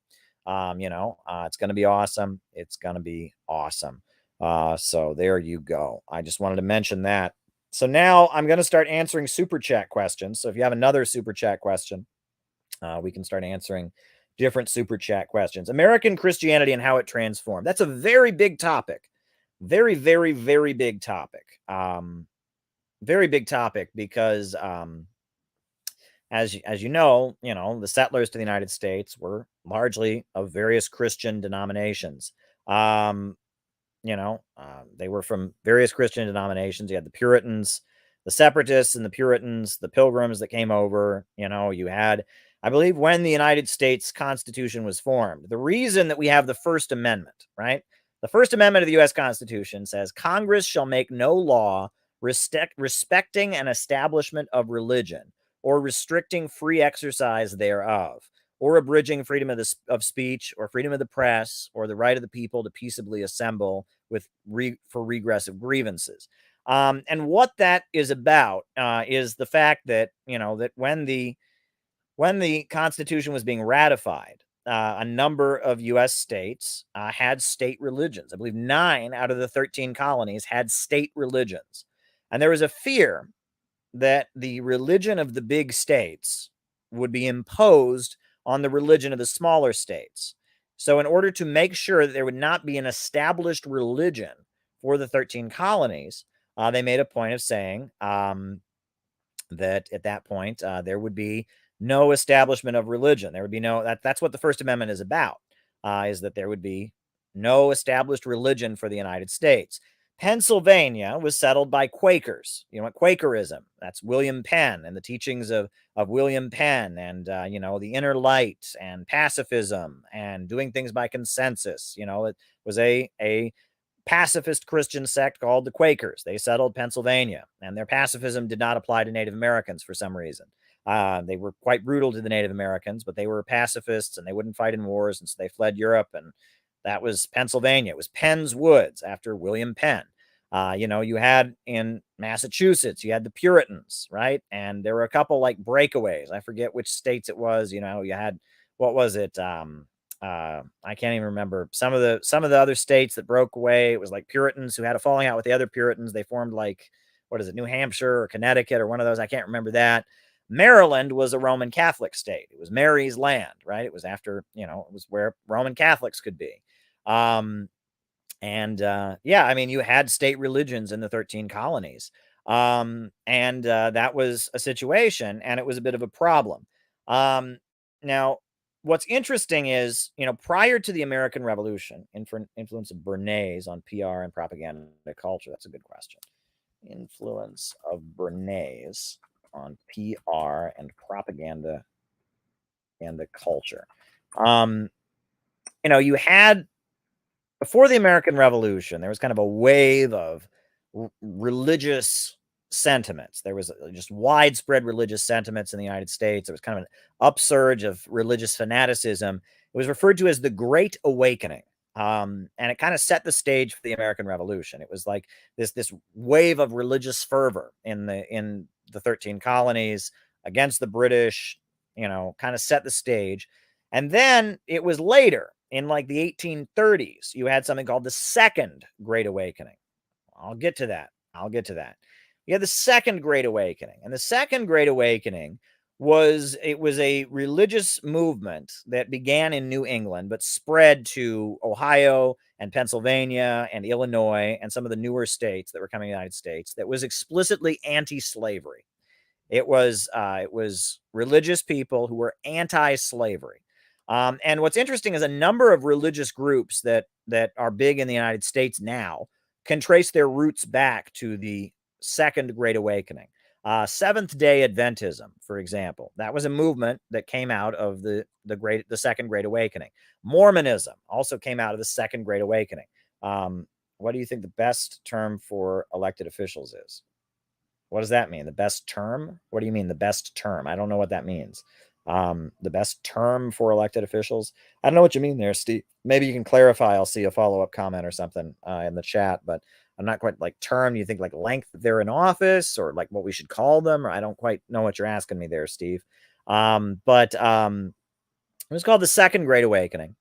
And that's where, like the tent revival, that's where that comes from, the Second Great Awakening. It was explicitly an anti-slavery movement. And a lot of the groups in the Second Great Awakening were kind of utopian socialists. They would hold all their property in common. They wanted women to vote. And that was one thing that the Second Great Awakening was about. They wanted women to vote. They were against slavery. And they were all about like kind of forgiveness, redemption. You've done bad. You've done wrong, but you can be forgiven, right? And the idea was that the sin of slavery was hanging over the United States, and they wanted to purify the country from the sin of slavery. That was the Great Awakening. It was a religious movement that swept the United States and kind of set the stage for the Civil War.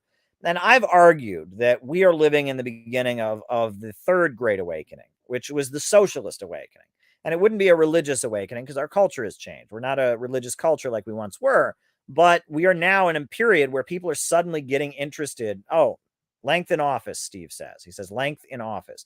We're in a period where people are suddenly getting interested in ideas in a way they haven't been before. And there's an openness. We're on here like what we're doing tonight. This isn't normal, right? This is Saturday night. You all are supposed to be drinking at the bar. You're all supposed to be, going out on a hot date. You're supposed to be watching the football game or the basketball game, but you're all on here. We got 256 people on here right now talking to me about socialism on a Saturday night. That's new.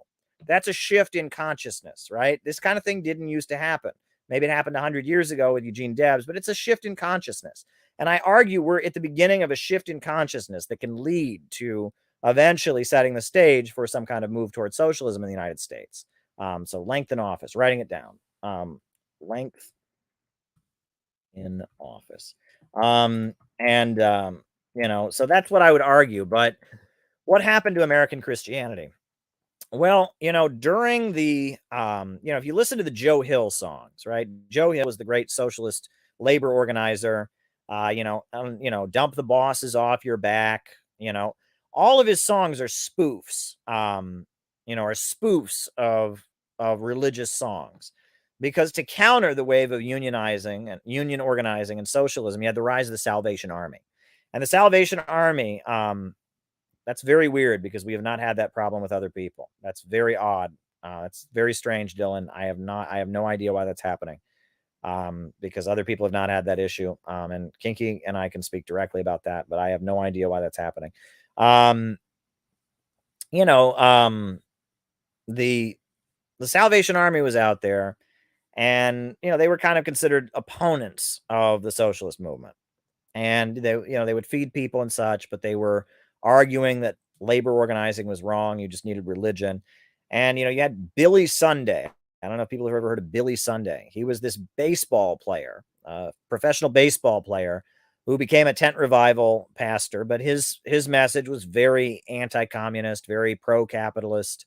I think there's a clip of Billy Sunday where he's talking about how wealthy people in the Bible were. He's like, Moses could have had Rockefeller mow his lawn. I mean, it's, he's bragging about how wealthy people were in the Bible or something. And you had the rise of that, and that you have the rise of communism as a movement. With the Soviet Union, you have Marxism, Leninism.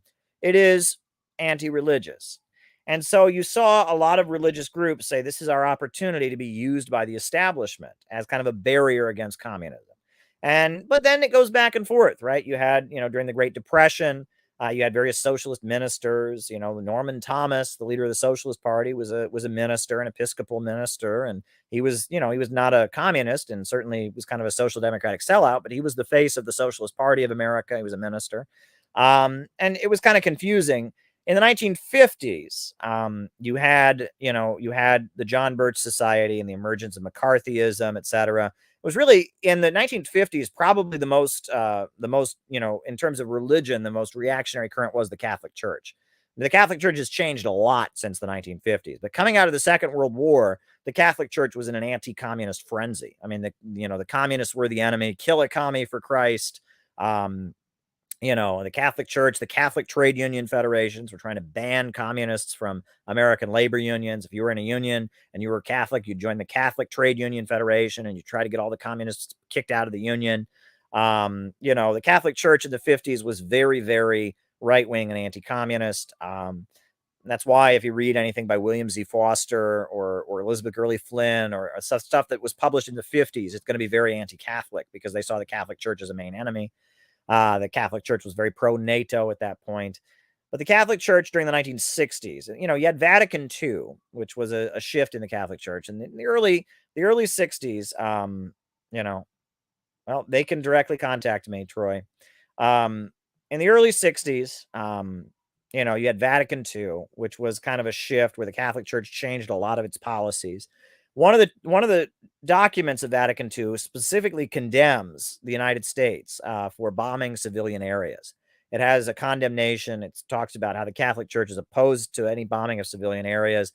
It's subtly condemning the United States for the bombing of civilian areas during World War II, but it's also condemning what the USA was doing in Korea, and that was the beginning of it. That was the beginning of the Catholic Church shifting. You had some priests who were involved in civil rights organizing. I believe it was in Wisconsin. You had a guy named Father Groppe who was marching with Dr. Martin Luther King Jr. for racial integration. And then, during the Vietnam War protests, you had, I think it was, Father Roy Bourgeois was his name. And he was burning draft cards and draft records, I believe, if I'm not mistaken. Father Roy Bourgeois, the kind of socialist priest, anti-war priest. And the Catholic Church was becoming more and more opposed to the Vietnam War. But really it was, and I've told this story before, the modern religious right, what you can call the religious right of the United States, that is a very different entity. We've always had fanatically religious people in the United States. The people in the Great Awakening, those folks were fanatically religious. I mean, they were really, really fanatically religious. But Westboro Baptist Church. All right. That's a weird one. Those folks were fanatically religious, but they were progressive, right? Being fanatically religious meant you wanted women to vote. Being fanatically religious meant you opposed slavery. But we've always had religious fanatics. That's almost built into U.S. culture because of the settler history, etc. We've always had that. But what we now call the religious right, and what really generally at this point now takes the form of non-denominational Christianity, mega churches, that is a very new development. And that comes from basically started with the hippies, with the Jesus freaks. There was a group of hippies, hippieism, hippie counterculture, young people who grew their hair long. Some of them did drugs. A lot of them did drugs. They were into rock and roll music or folk music. They went to protest for civil rights and against the Vietnam War. It was kind of a middle class trend, right? It was more working class people tended to not like it. It was more of a middle class young people trend, hippies, right? It was baby boomers who got into rock and roll and had their hair long. That was a big, big current. Okay. It was huge. And there were many, many variations of hippies, right? There were some hippies that were really into the politics and were really into the activism and the protesting. Not all of them. There were some that were really into the music aspect of it. There were some that were really into rock music. There were some that were really into folk music, right? There were, there were many, many, the early gay rights movement, 1969, you had the Stonewall riot in New York City where, you had an LGBT movement sprung out of the hippie movement. So the hippie counterculture was a very big political current. There was one particular subculture within the hippie counterculture they called Jesus freaks. And they were hippies who were religious. And for whatever reason, their hippieism took the form of being very religious. And they existed, right? And, there was kind of this narrative of Jesus as the ultimate hippie. Jesus had long hair. Jesus was going around teaching everybody to love one another and said, turn the other cheek, and was a pacifist. And, it was kind of a variation of the hippie movement. You had what you called Jesus freaks. And the Jesus freaks were left wing. They protested the Vietnam War.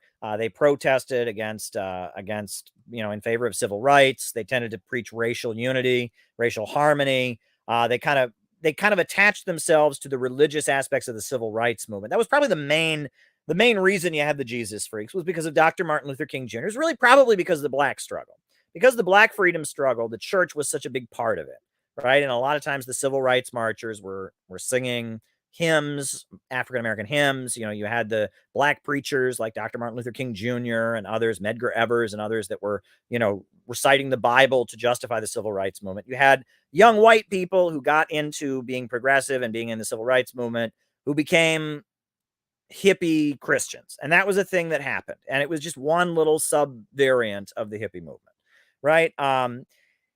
And the thing was that at that point, among younger people in the United States, church attendance was dropping. I mean, it was nowhere near as low as it is now, but it was dropping at that point, because at that point, young people were questioning things, and church was considered part of the establishment. Churches were supporting the Vietnam War. Churches were considered part of the establishment. So going to church was like a square, normal thing. If you were a young, hip, person who was listening to rock and roll music, and you wouldn't go to church. So, but there was this one variation, the Jesus people, the Jesus freaks, they were called. The Jesus freaks or Jesus people. And they're just kind of hippie Christians. So Richard Nixon came into office. Now, you have to understand, there's divisions in the ruling class. All right, I used to work for Ramsey Clark. Ramsey Clark was the U.S. Attorney General under Lyndon Johnson. And Lyndon Johnson, Lyndon Johnson was escalating the Vietnam War, but he didn't want to go all in. And ultimately, Lyndon Johnson decided not to run for president again because he felt like the USA couldn't win in Vietnam. And he was afraid to go all in Vietnam, right? If he figured if they started drafting people in the high numbers they needed to, if they started, bombing like the Pentagon was urging him to, that was going to be a disaster. So Lyndon Johnson ultimately stepped down. And that, the CIA started to argue, there were factions within the CIA, and there were elements within the Ford Foundation and the Institute for Policy Studies that were kind of pushing the hippie thing, right? They were pushing it because McCarthyism, they felt, was a threat to U.S. foreign policy. And they had a strategy for like negotiating with the Soviet Union, and they wanted to use drugs and counterculture, and they wanted to fight the Soviet Union with art, with like the Congress for Cultural Freedom. They didn't want to fight the Soviet Union militarily. So you had kind of a fight between the military-industrial complex and the FBI and the CIA. And the CIA and the Eastern establishment, the Rockefellers, the CIA, the Ford Foundation, they were kind of covertly supporting the hippie movement.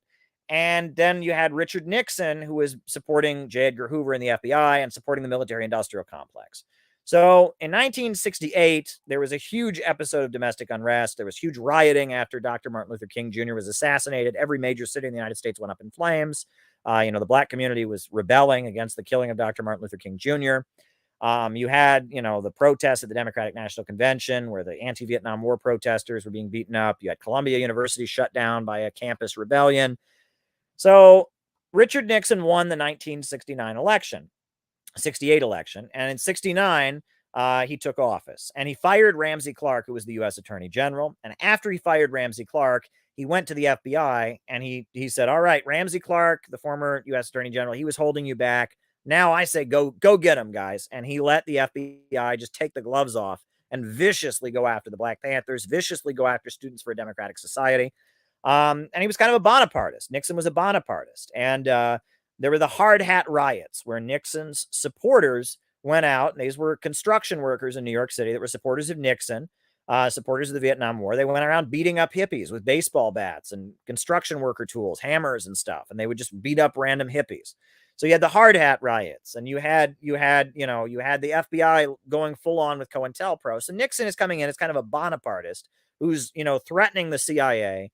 He's threatening the CIA. He's threatening the Eastern establishment, and he's supporting the military-industrial complex. He's escalating the Vietnam War in ways that Lyndon Johnson wouldn't do. He's escalating the FBI repression of activists and leftists.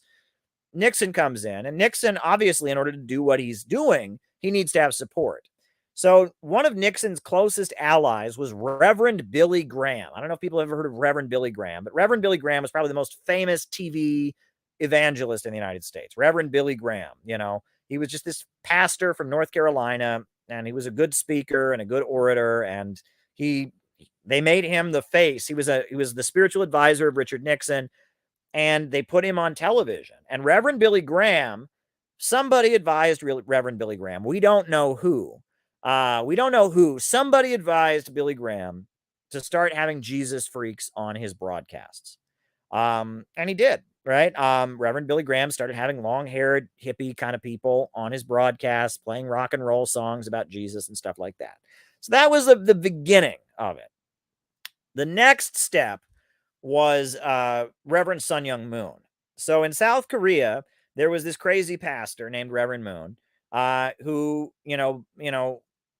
I mean, you can go into their history. It's long and complicated, but there was this pastor named Reverend Sun Myung Moon who had been a prisoner in North Korea and had moved back and gotten, released and went back to South Korea. And he was a fanatical anti-communist, and he was a sex pervert. He, in a lot of ways, he was like raping members of his congregation. Not a good guy, but he became an asset of South Korean intelligence, and they were using him to deprogram communist political dissidents in South Korea. They would arrest communists and leftists in South Korea, and in the jail, they would give Reverend Sun Myung Moon and his people access to them. And Reverend Sun Myung Moon and his people would brainwash them. They did experiments on mind control.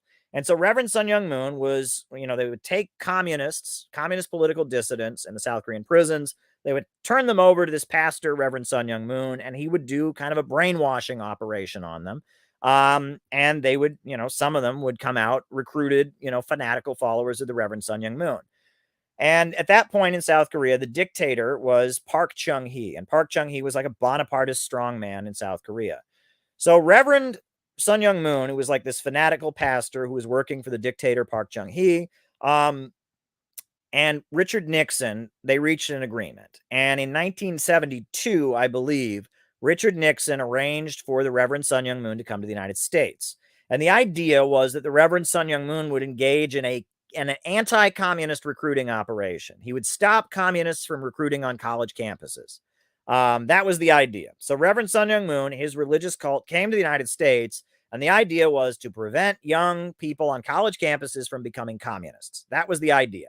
This is confirmed. Like I quote, there's documents about this. It's kind of amazing. So he was on college campuses going around trying to convince young people not to be communists. And what that took the form of was looking kind of like leftists. They would talk about how they were building a peace movement, right? They called their religious movement a peace movement. And they would have people of different races from different parts of the world, people from Africa, people from Korea, people from Japan, and they'd walk around and be like, look, we have people of all different races, and we're part of a peace movement. And, the idea, they would kind of recruit people and, take them someplace and brainwash them. And that was how Reverend Sun Myung Moon operated. And it looked like some kind of leftist group. But in reality, they supported the Vietnam War. They thought communism was the Antichrist. They worshipped this crazy Korean pastor who thought he was the second coming of Jesus. They were a dangerous group, right? But that was like a deprogramming operation. It was an attempt to counter communism on college campuses, right? So Billy Graham was already doing the Jesus freaks thing on his broadcast. Then you had the Reverend Sun Myung Moon. And what made Moon different than other religious people, happy birthday, Kinky. I didn't know it was Kinky's birthday. Happy birthday, Kinky. That's great.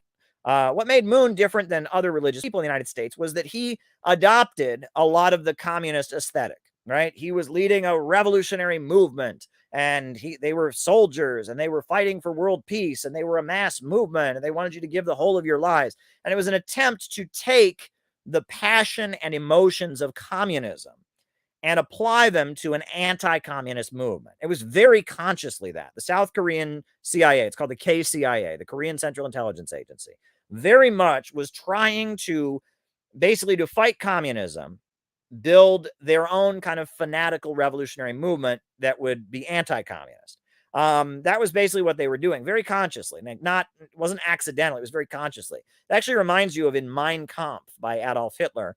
there is a couple paragraphs where Hitler says the reason that the Kaiser could not defeat communism was because he didn't have a revolutionary movement of his own, right? The Kaiser, was just defending the status quo, and that's why he could never defeat the communists. And so Hitler said, my movement, Nazism, is a revolutionary movement to defeat the communists, right? And that's what fascism was in Europe. And Reverend Sun Myung Moon was doing that in South Korea, and that's kind of what it was. It was this movement that looked revolutionary, that looked fanatical, that was trying to save the world, trying to create world peace, but was actually right-wing and anti-communist, right? That was the idea. So Reverend Moon came to the United States, and his followers were out there building a kind of Christian movement with the aesthetics of revolutionary activism and communism. They had another guy who kind of infiltrated the Jesus freaks, and this was a guy named Tony Alamo. And Tony Alamo was a Beatles marketing executive. He worked for a record company in California. And I guess the story is that one day he was in a meeting with other record execs. He was just this marketing guy who marketed albums. And he walked downstairs and he had some kind of religious experience. God spoke to him. So he quit selling Beatles records and he started building a hippie church, right? And he became another group that, again, looked left-wing. They had all the hippie aesthetics, but if you really got to know them, very anti-communist, very right-wing, very tied in with the Republicans, etc. So that was the beginning, where the development of these kind of religious counter gangs that would recruit hippies to be anti-communist, right? To be right-wingers, right? They would use the hippie aesthetics, they would use the messaging, we're for a peace movement, etc., but they were actually right-wing. So then, right, as the 70s went on, the 1970s went on, there was a fight in the ruling class. And I've done a lot of research about this. The Carter administration was very much Eastern establishment, synthetic left. And then you had the military industrial complex that was with Reagan. Long story short, the military industrial complex was really tired of Carter's policies, the no growth, all of that. So around 1978, you saw mainstream media in the United States and the military, all of the areas of the establishment in the United States that are more or less right wing started really giving attention to people like Reverend Jerry Falwell, right? Reverend Jerry Falwell. Have you ever heard that name? This guy was a pastor, and he started the Moral Majority, kind of an homage to Richard Nixon's silent majority. And the idea is the majority of Americans, deep down, they are against drugs and sex, and they want to follow the Bible, and they're being ignored. Mainstream media is pushing drugs and sex and hippies and all of that, and the moral majority. And so suddenly Reverend Jerry Falwell is going around, and he's kind of building support for the Republican Party among areas of the country where people are disgusted with hippieism, right? You had the beginning of the war on drugs, because the drug, and this is interesting. So the drug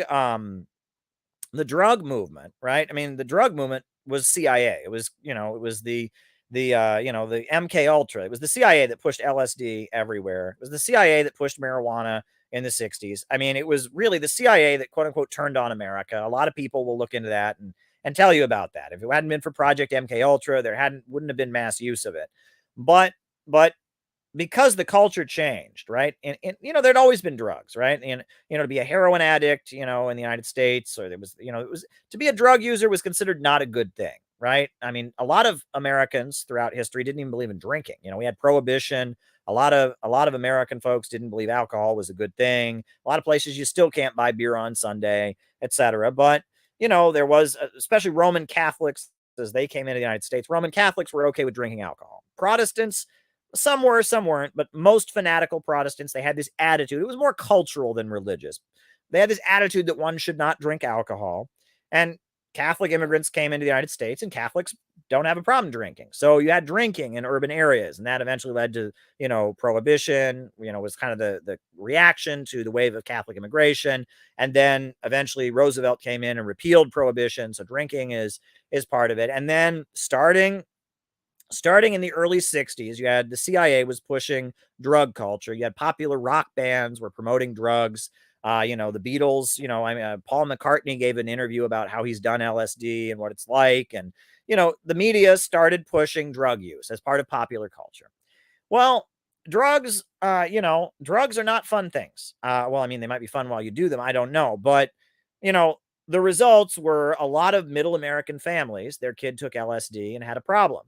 A lot of middle American families, their kid became a heroin addict. A lot of middle American families, and heroin was all over in Vietnam too. The soldiers in Vietnam were shooting up heroin, and there was kind of a heroin epidemic during the Vietnam War. So you had the heroin epidemic coming from Vietnam, and there's actually, the USA in Vietnam was involved with heroin gangs. That's a whole nother story. But so there was a lot of heroin coming into the United States from Vietnam. And at the same time, you had LSD and hallucinogens being pushed by the CIA. And suddenly, by the mid 70s, there was a big drug problem in America. A lot of people were addicted to drugs, and people didn't know what was going on. And it was terrifying. So, a way to fight the Eastern establishment from the military industrial complex and the police and the Pentagon was to push the scare, right? And they turned terrifying people of the drugs. Drugs are coming and they're going to kill you. And drugs are bad. So, I mean, it's not like they were not lying about that. And a lot of middle American families were terrified that their kids would be addicted to drugs. So you had these religious, like, kind of counter gangs that had started in the early 70s. And then that kind of culminated in the rise of Jerry Falwell. And he's on there and he's like, the media is trying to turn your child into a drug addict and a homosexual and a prostitute. And we need Jesus to come along. And so they were like scaring people, right? With all of the negative things that came out of the 60s, right? Because, when it gets down to it, a lot of the cultural hedonism, I'm not trying to tell you what's right and wrong. I'm just telling you that a lot of that stuff can have very negative effects. If people do a lot of drugs, they can screw up their mind if it's hallucinogens, or they can become an addict if it's heroin or cocaine. People, if they engage in promiscuous sexual behaviors, sometimes they can get STDs, sometimes they can get pregnant out of wedlock, sometimes they can just get their heart broken, right? We already live in socialism. All right. So there's negative results to all of this, right? And so, and especially if you've had a culture where people don't do that, right? When people are, very, very conservative, and you suddenly open the doors and people are engaging in behaviors they never engaged in before, the blowback and the negative impact of these behaviors can be very widespread. And so, in response to the change in the culture and people being more hedonistic and having more sex, people doing more drugs, all of a sudden there was a shift in the culture. There was a shift in the culture, and people were afraid of it. And so, in response to kind of the negative effects of the Cultural Revolution of the 60s coming in, you had Jerry Falwell kind of moving up to prominence in US politics as part of the Reagan coalition that overthrew the Eastern establishment, right? And that's the 1980 election. That was very much Ronald Reagan was almost kind of a Trump. Now, he made a compromise with the neocons and he brought Bush in, but Reagan was kind of a Trump. I mean, he was kind of this right-wing demagogue who was on the outs, was more of a John Birch Society, far right, kind of anti-communist kind of guy. And he was a right-wing anti-establishment guy who was in mainly with the defense, the military industrial complex. That was mainly was backing him. And he came in amid the, Iran hostage crisis and all of this. And a big chunk of his coalition was Jerry Falwell. Jerry Falwell was the public face of it, who preached this kind of go back to the Bible, follow the Bible, don't be gay, don't do drugs, that kind of message. But then you had a cadre of people, Tony Alamo and Reverend Sun Young Moon and people like that. You had this cadre of like fanatical groups, like counter gangs that have been cultivated to counter hippieism, that were kind of a base of it. And you had what we now call the religious right. And what made it different from religious groups that had existed in America before was they were stupid. I mean, and I don't know how to put this any other way. A fundamental Baptist can tell you in great detail how their religion is very different, very, very different than the religion of a Pentecostal. A Seventh-day Adventist can tell you in great detail how they're different from a Jehovah's Witness. Not these people. The modern religious right is very much about getting a spiritual high. It's very much about the music. It's about letting your emotions come out. It's not about theology. It's not about the history of a religion. They'll tell you, a lot of them will not even claim any heritage. You ask them, are you a Methodist? Are you a Baptist? I just read the Bible, man. I just read the Bible. I've had arguments with these people where they insist they're not Protestants or Catholics. They're just Christians. We're just Christians, man. No, you're not just Christians, okay? You're Protestants and you believe in a particularly watered down, dumb, emotional form of Protestantism where it's just kind of, the lights and the loud music are playing and they put their hands in the air and they're like, Jesus, we love Jesus. And it's just this emotional thing that they're doing. And it's a lot of like what they did at rock concerts in the 60s, right? It's a lot of just kind of cultivating the emotions that the mainstream media learned how to cultivate through the 60s cultural revolution. So that was a way that religion in the United States could kind of rebound, was with the religious right. And so the modern religious right, it very much over the course of the 1970s, you first had the counter gangs, the cults or whatever. Then you had, the Reagan coalition and the rise of Jerry Falwell. And now you have non-denominational Christianity. In the town I grew up in, we had a non-denominational Christian church. And it was very big, very large. And they had, a gym where you could work out. They had a daycare program for kids. And it was just a huge institution. And, they had a rock band that played, Christian hymns, rock and roll. And they weren't Methodists and they weren't Baptists. They were just non-denominational. They just followed the Bible, man. And that's non-denominational Christianity. And that was a big part of the neoconservative trend. It started with Reagan, and Bush was the last hurrah. During the Bush years, they caused enough problems that they kind of fell apart, I guess. But, and they're still around. I mean, you still got Mike Pence. You still got Mike Pompeo, but they're nowhere near as powerful as they once were. The Obama years, you had the rise of the new atheist movement, and the Obama years, those folks took a pretty hard punch in the mouth. The internet has not been good to the religious right. It used to be a lot of people were part of that in the 80s and the 90s when I was a kid. A lot of people were in the religious right just because their parents were, because they went to a religious right church growing up, because, at their school, they lived in a small town where everyone was that. Nowadays, it's not like that. Nowadays, you get out your phone and you can Google stuff, and there's still a lot of evangelical Christians, but it's a choice. Right? You have to willfully choose. I want to believe this. I'm going to block out the other information. Didn't used to be that way. It used to be that there were a lot of people, I remember when I was in school, I used to argue with people about evolution all the time. There was a girl at my school who told me there's not a single amount of proof of evolution. Not a single thing has ever been discovered to show proof of evolution.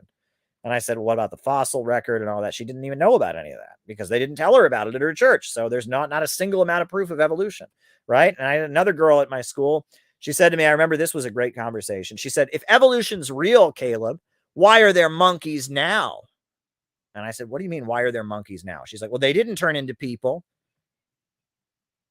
And I said, wait, what?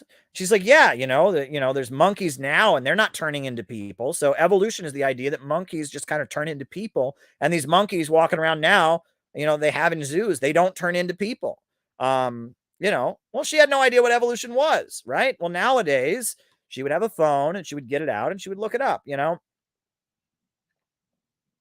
All right. But anyway, all right. Mild bipartisan support for troops pulling out. Right. I can talk about that. Mild bipartisan support for pulling out of Afghanistan.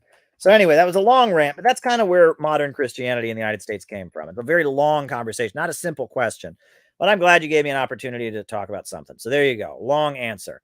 Maoism is on the rise again. No, it's not. No, it's not. Maoism is on the rise again on the internet.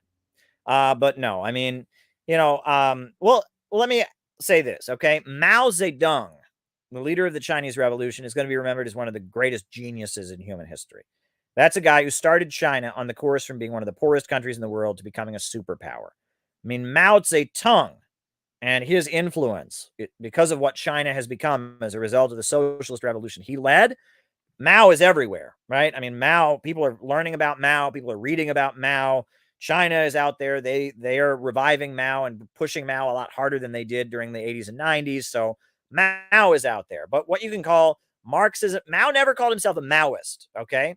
Now, let me just make this point.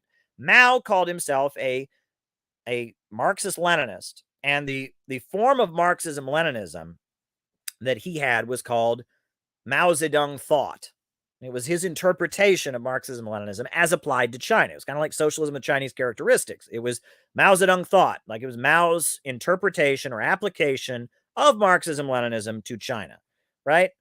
Maoism, that's not a thing, right? In China, they don't believe in Maoism. They believe in Marxism, Leninism. That's their ideology. And then they have Mao Zedong thought, which is their interpretation. Then they have Deng Xiaoping theory, et cetera, right? So Maoism is very different than Mao Zedong thought. Mao Zedong thought is just Mao's interpretation of Marxism, Leninism, right?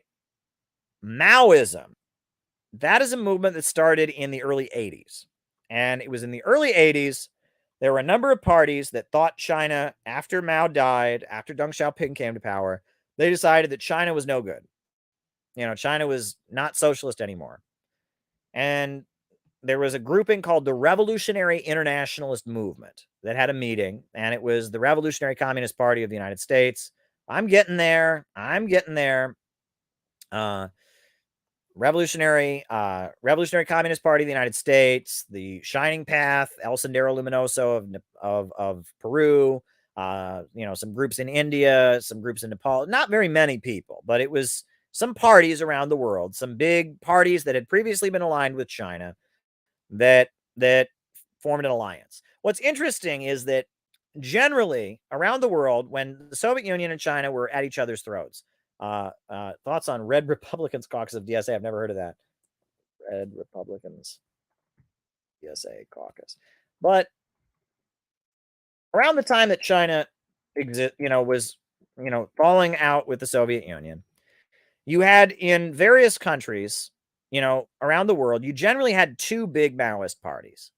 I mean, you had a lot more than that, but you'd have two parties that were aligned with China. The first party would be kind of a mass party that was trying to build labor unions and was trying to, become a mass communist party.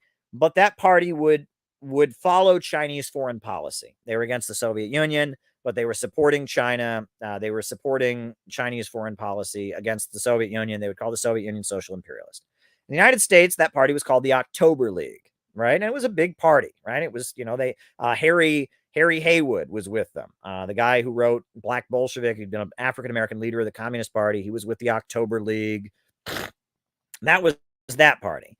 But then you usually had another party that didn't follow Chinese foreign policy, that tended to focus on being anti-imperialist and against the United States, but also wasn't really trying to build a mass party. Instead, they were emphasizing people's war and revolution, etc. In the United States, that party was the Revolutionary Communist Party, the Baba-Vakian Party. And in India, you had the Communist Party of India, Marxist, and that was the China-aligned mass party that was building labor unions, etc. And then you had the Naxalites, or the Communist Party of India, Marxist-Leninist, and they were the party that was aligned with China, that was that was aligned with China but wasn't following Chinese foreign policy, and was emphasizing they wanted to have rural people's war, go into the countryside, wage guerrilla warfare. So the Revolutionary Internationalist Movement, or the RIM, what it was the second type of party. It was the parties that never really followed Chinese foreign policy, had never really sought to build a mass base among the population, but they liked Mao because he had a gun. They liked Mao because he was the symbol of third world revolution. They were into people's war, guerrilla warfare. They were into the violence aspect of things. And that was the Shining Path of Peru. That was the Revolutionary Communist Party of the United States. That was the, the Naxalites of India. And those were a separate current, right? And so in about 1981, 1982, those groups, they had a meeting, like a secret meeting somewhere, and they published a document and they said, long live Marxism, Leninism, Maoism. They no longer believed in Mao Zedong thought, it was Maoism. And they condemned every socialist country. Cuba was no good. Soviet Union was no good. North Korea was no good. Even China was no good. No. And, this Deng Xiaoping had overturned socialism, and they were going to bring it back with guerrilla warfare and people's war and all of that. And that's what you call Maoism. And Maoism, I call them ultra Maoists. I think that's a good way of describing them. It's a deviation from Marxism because they don't talk about economics. With them, it's all about the state, right? It's not about the capitalist system. It's not about building a workers' movement. Oh, no, no, no. It's not about that. It's about the government is run by evil, corrupt people. When we take over the government, it's going to be good because we'll have the guns in our hands. When we come to power, I mean, it's just this big gun fantasy. That's all it is, right? And it's basically the government now is repressive and evil. In the West, it's imperialist. There's police brutality. Or in the developing world, it's, it's oppressing peasants or whatever. But once we're in charge and we have the guns, everything will get better. That's their message. It's Bakuninism. It's Blanquism. It's not Marxism, right? Marxism is about class struggle and mobilizing different class forces in society and building mass movements. This is just, they want to take over the government with guns. And once they're in charge, they'll make things better because they have the guns and they have the correct political line. And there's this, and then the political line becomes religious, right? It's not a question of, of figuring out tactics that work among the masses. It's not like scientific. No, no, no. It's, it's the having the incorrect political line is like having no soul, right? The culmination of American Maoism was Bob Avakian told me to vote for Joe Biden. That's hilarious. I mean, all right, we'll do that. Bob Avakian endorsing Joe Biden. Endorsing Biden. And, it's an ultra leftist current. And it's, I was attracted to it when I was a teenager. They seemed very revolutionary. They were aligned with the Soviet Union. They were aligned with China. But in essence, they don't have a deeper analysis. They don't build a mass movement among the people. They just kind of build ultra leftist groups. And in Peru, the Shining Path did a huge amount of damage to the revolutionary left of Peru. I mean, it hurt the communist movement very significantly. And it's kind of an insult to Mao because Mao was a brilliant revolutionary, probably one of the most brilliant and most effective political leaders in human history. And Mao was a genius. If you read his tactical writings, and these people, they don't know any of that. All they know is like Mao had a gun and he overthrew the state and we're going to come to power. We're going to overthrow the state and imperialism. It's just this, it's this wank. I don't know. And, the groups that are come out of this current, the Shining Path in Peru, a lot of communists in Peru think they were CIA. I don't have any proof of that. A lot of them think that. In India, the Naxalites go around assassinating and murdering leaders of big communist parties. In India, you have these mass parties, the Communist Party of India, the Communist Party of India, Marxist, the Socialist Unity Center of India. They go around murdering the leaders of those parties for not being Maoists, right? I mean, they engage in sectarian violence. They only organize the peasantry. When India has the second largest industrial working class in the world, they ignore the industrial working class of India and they focus instead on organizing the peasantry because that's what Mao did in the 30s. And it's like they're like guerrilla warfare LARP. And, it's an ultra leftist current that mobilizes peasants, right? And in Peru, there were a lot of indigenous folks that were, Peru was underdeveloped. They didn't have running water. They didn't have electricity. And the Shining Path apparently did some good organizing on behalf of those peasants and fighting for their rights. However, they were very bloodthirsty, a lot of beheadings, a lot of, violence, and they were very hostile to the labor movement of Peru. In the cities in Peru, you have a lot of factories, a lot of workers. And instead of aligning with those people like Mao did in his United Front, they assassinated and murdered those people. And that's why communists in Peru generally hate the Shining Path because Shining Path tried to kill him. And, with those folks, violence is a really big part of it. It's all about the gun. It's all about killing. And the Shining Path, a lot of the people in Peru didn't know they were communists. A lot of people in Peru thought the Shining Path was a religious cult. If someone came to your house and they said, "Hi, I'm with a group called the Shining Path," would you think that they were communists? No, you'd think the Shining Path were some kind of, religious cult or something. And they would, when they spray painted, they'd spray paint, "Long live Gonzalo." And it's like, who's Gonzalo, right? So if you don't know who Gonzalo is, I mean, it's like, and people just thought they were this religious group. Well, they weren't a religious group. They were a communist group, but it was this kind of vague, violent, utopian rhetoric that was so divorced from class struggle. Nothing to do with labor unions, nothing to do with economics and capitalism. It was all just, we're forming this army and we're going to take over and be in charge. And it alienated a lot of people and did a lot of damage to Peru and to the leftist revolutionary movement in Peru. They bombed the Chinese embassy. I believe they also bombed the Cuban embassy, if I'm not mistaken. And it's not a good current. And those folks are not rising. They're rising on the internet. A lot of people that aren't really engaging in any real organizing and activism, but are just kind of on the internet, like pretending to be revolutionary, they'll get into that stuff. But it doesn't hold up in practice. In practice, that stuff, even like the RCP in the United States doesn't even act that way anymore. The RCP at this point, they organize liberal rallies, they endorse Joe Biden. So it's a deviation. I would call it ultra Maoism. It's a deviation. And there you go. What is the CPI pledge based off of? The CPI pledge is based off of the World Democratic Youth Federation pledge. We replaced the word youth with people so that people of all ages can take it. But it's when the World Democratic Youth Federation was formed after World War II, this global alliance of anti-imperialist and anti-fascist youth led by the Soviet Union, they had a pledge that all the young people take. That's the pledge of CPI. That's where it came from. All right. The influence of Bernays on propaganda and culture. Bernays was a relative of Sigmund Freud who helped design advertising. Women smoking cigarettes. That was largely the work of Edward Bernays. He made sure that, I think it was during the Thanksgiving Day parade. He had a whole bunch of very good-looking women smoke cigarettes, so they would be photographed in the newspapers. And the idea that women smoking is sexy, right? It used to be men smoked, but women didn't. And the cigarette companies were like, how can we find a way to get women to smoke as well? So they got out there the idea that smoking cigarettes was sexy for women, right? So women smoking is largely the work of Edward Bernays. And it was like naughty. It was like a men's thing, but now women are doing it, right? And that he was very good at and what that's about is you're sexually arousing people, right? When beautiful women are smoking cigarettes, you're titillating people. People don't know they're sexually aroused. They just think, oh, that woman's smoking over there. And it's like you're titillating them. And so that gets them to want to buy the cigarette. You're affecting people's subconscious, right? And that's what Bernays is all about. It's the Freudian thing about your subconscious. You're appealing to, and you add CPI to natural resources, I guess. I mean, you want to nationalize the water? I guess I'm not sure what would nationalizing water look like. A right to running water, in your home, I think would be good. But yeah, I'm open to it. I'm curious to hear more about it. But yeah, it was like the idea of appealing to your subconscious desires to sell products. That's Bernays, right? And he was very much involved in U.S. propaganda during the Cold War.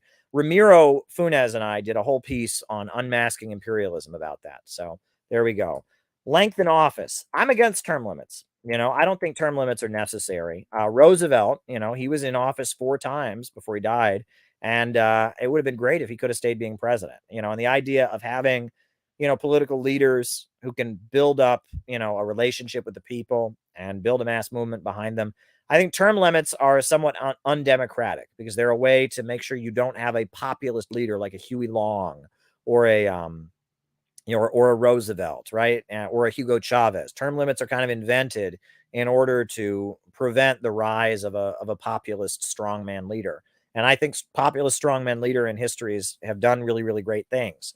Obviously, there's bad examples, but term limits are kind of invented in order to prevent the rise of strong leadership that could create like a government of action. So I'm against term limits. Westboro Baptist Church. Westboro Baptist Church is a fringe group. Pet peeve of mine. All right. Baptists are like one of the biggest religions in the United States, right? It's one of the main Christian denominations. It's a form of Protestantism, right? But when I came to New York, I met people who thought that all Baptists were Westboro Baptist Church. And I'm like, no, Westboro Baptist Church is a small church in Kansas. It's a small church in Kansas. I think it's got like 100 members. It was started by this guy, and they became infamous for protesting the funerals of gay people, which is a pretty disgusting thing to do. They would have signs that said, God hates fags, God hates fags. They protested the funeral of Matthew Shepard, who was, with a gay young man who was murdered in a hate crime in Colorado. Despicable group of people. And then they've been doing that for a while. They weren't getting enough attention out of that. So then they started protesting the funerals of soldiers who got killed in Iraq. Again, real classy thing to do. Real classy. Would I ever consider running for president? Maybe someday. Not at this time. I have no political aspirations at this time, but maybe in the future.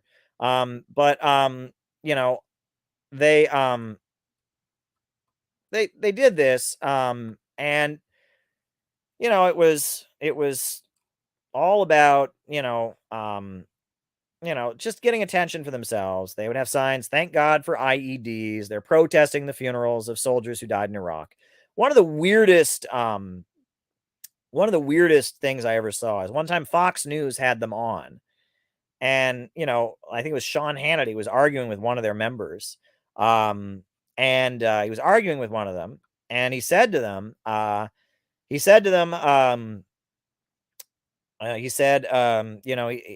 was like saying, like, how dare you disrespect our troops? And every time she started to say that it was about the gay issue, which is their main thing, right? I mean, the Westboro Baptist Church, that's their whole thing. They're against homosexuals. That's about it. Right? They're against homosexuality. That's like their whole thing. Every time they started to mention that issue, he would cut them off. He wanted people to think they were anti-war activists or leftists or hippies or something. But no, the Westboro Baptist Church, and I believe the U.S. Supreme Court ruled on them because they passed a law you couldn't protest a funeral. It was like a law that you cannot protest within this many feet of a funeral. And so, the Westboro Baptist Church took it all the way to the Supreme Court. They're just a fringe religious group from Kansas. And I believe the Reverend Fred Phelps, who was their founder, he eventually died. He died, but before he died, they kicked him out. They expelled him from the church because he did something that they didn't even agree with. So it's a fringe religious group in Kansas that got a lot of attention for themselves by protesting the funerals of gay people, which was very offensive and very nasty. And then they protested the funerals of troops. And yeah, not a good group of people. Pretty disgusting. We already live in socialism. Yeah, I know Haas is saying that, and he's got this hyper intellectual reason for that. But I am disagreeing with that. I mean, I consider socialism to be something that comes out of the dictatorship of the proletariat. I consider socialism to be anti-capitalist popular power. And, you want to, I don't know. Haas does his own thing. I'm not Haas. Go talk about that with Haas. I don't think we live in socialism. I think we live in capitalism at a dead end. All right. Mild bipartisan support for pulling out of Afghanistan. Yeah, I mean, basically a strategic calculation was made that why don't we let Afghanistan be Russia, China, and Iran's problem, right? And let all the problems the USA has fomented in Afghanistan now be the cost to Iran and Russia and China. And they made a point of pulling out in the most chaotic way in order to cause so much confusion. And now, there's already like a proxy war with the Taliban backing a group in Pakistan. It's fighting against the Pakistani government because China and Pakistan are close. They got the China-Pakistan Economic Corridor. You got the Taliban and their armed group in Pakistan that's fighting the Pakistani government. And we're seeing this. This is a geopolitical maneuver. The USA occupied Afghanistan for 20 years, and the whole time they were there, things didn't get better. And it got worse, and the drug gangs expanded, and terrorist groups expanded, and poppy fields expanded. And that's what I don't get. All these people are like, oh, we can't pull out. We're no. You've been there 20 years. 20 years is not a short amount of time. All right? 20 years is a pretty long time. And if the USA was going to make things better in Afghanistan, 20 years, they had 20 years to do it. So it annoys me when people are like, oh, we got to stay there. It's like, really? Because things didn't get better the whole time you were there. I don't know about the Red Republicans caucus of DSA. I mean, it may, I suspect that over the course of the next couple decades, the Republican Party is going to evolve into a party, a kind of catch-all opposition party of populists, some on the right, some on the left. I think that's what's going to happen. Democrats are going to be the party of the establishment, the party of the mainstream. The neocons are already in the Democrats for the most part. The Bernie people are being told they're not welcome. And pretty soon Republicans will be this kind of catch-all anti-establishment party, while Democrats will be the mainstream party. That's what I think we're headed toward as politics realign in the United States. Bob Avakian endorsing Joe Biden. I mean, the RCP, ultra leftist group, but the main thing they do is they stage manage. Whenever a Republican is in office, they did this with Nixon in the 70s. When Nixon was in office, they had a campaign, the Workers' Committee to Throw the Bum Out. And it was this anti-Nixon campaign to get rid of Nixon. It was hilarious because China was supporting Nixon. And that was when Mao was still alive. And they should have been, if they were following China, they would have been supporting Nixon because Nixon was friendly to China. But they didn't, right? They weren't following China. They were following whatever they wanted to do. They were following the movement, man, or whatever. So had the workers, they wanted to sound working class and communist. They had the Workers' Committee to throw the bum out. Workers' Committee to throw the bum out, to get rid of Nixon. And it was basically, they were calling for a military coup against Nixon. I heard a story from somebody who was around at that time, and they said that the RCP would get up there and they would say, we want Nixon to disappear. We don't care if his helicopter crashes. We don't care if he gets lost on the way to the John, but we want Nixon to disappear. They're basically dog whistling the CIA, like go remove Nixon. I mean, it's like, of all the things for a communist group to be doing at that point, it was weird. People were like, why is the RCP basically calling for a military coup against Nixon? It was weird, right? It was weird, right? A lot of the groups wanted to oust Nixon. Angela Davis, the CPUSA, they were against Nixon. You know, the whole, like, quote unquote left was against Nixon. But the RCP, they were like calling for the military to remove Nixon in kind of a weird way. Maybe his helicopter could conveniently crash, guys. You know, it was a little bizarre, right? You know, maybe he'll just get lost on the way to the John. You know, I mean, it was the way they were organizing to remove Nixon was very bizarre. But anyway, they were for ousting Nixon. Nixon's a fascist, blah, blah, blah. So then in the 80s, they argued that Reagan was a fascist. And they promoted, there was a movie called Swing Kids. I don't know if you've seen it. It's an 80s movie about the Nazis coming to power. And it makes it sound like the Republicans are Nazis. It's like creeping fascism. One day they do this, next day they do this. Not historically accurate. It makes the kids in Nazi Germany that are into swing albums sound like hippies that are into rock and roll, which that's not what it was. It's historically inaccurate, but it's a movie from the 80s called Swing Kids. You watch it, it's all about how, like, the Nazis are coming in and persecuting these kids who like jazz, and so they're all going to be martyrs to fight against the evil Nazi state, and they're going to stop the Holocaust. And it's kind of this edgy liberal fantasy, liberal counterculture fantasy. The RCP pushed that kind of thinking, right? And they argued also that if Reagan was not defeated, that there would be nuclear war. In 1987, the year I was born, the RCP came out with a propaganda, like, recruiting film, which you can watch. It's all on YouTube now, called They Say They Will. And it was all about how, like, if there's going to be a nuclear war, and the only way to stop nuclear war is with Maoist revolution, right? And it was, I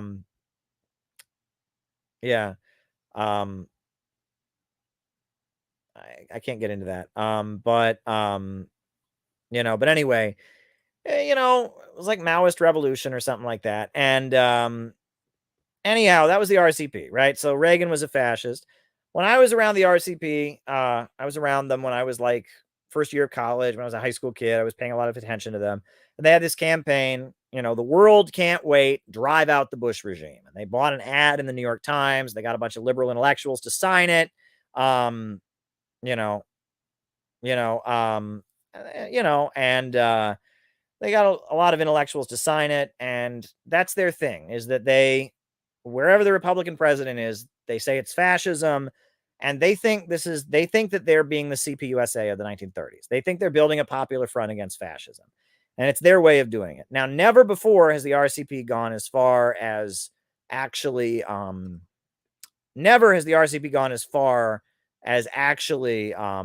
endorsing and calling for people to vote for Democrats. The RCP would generally boycott voting.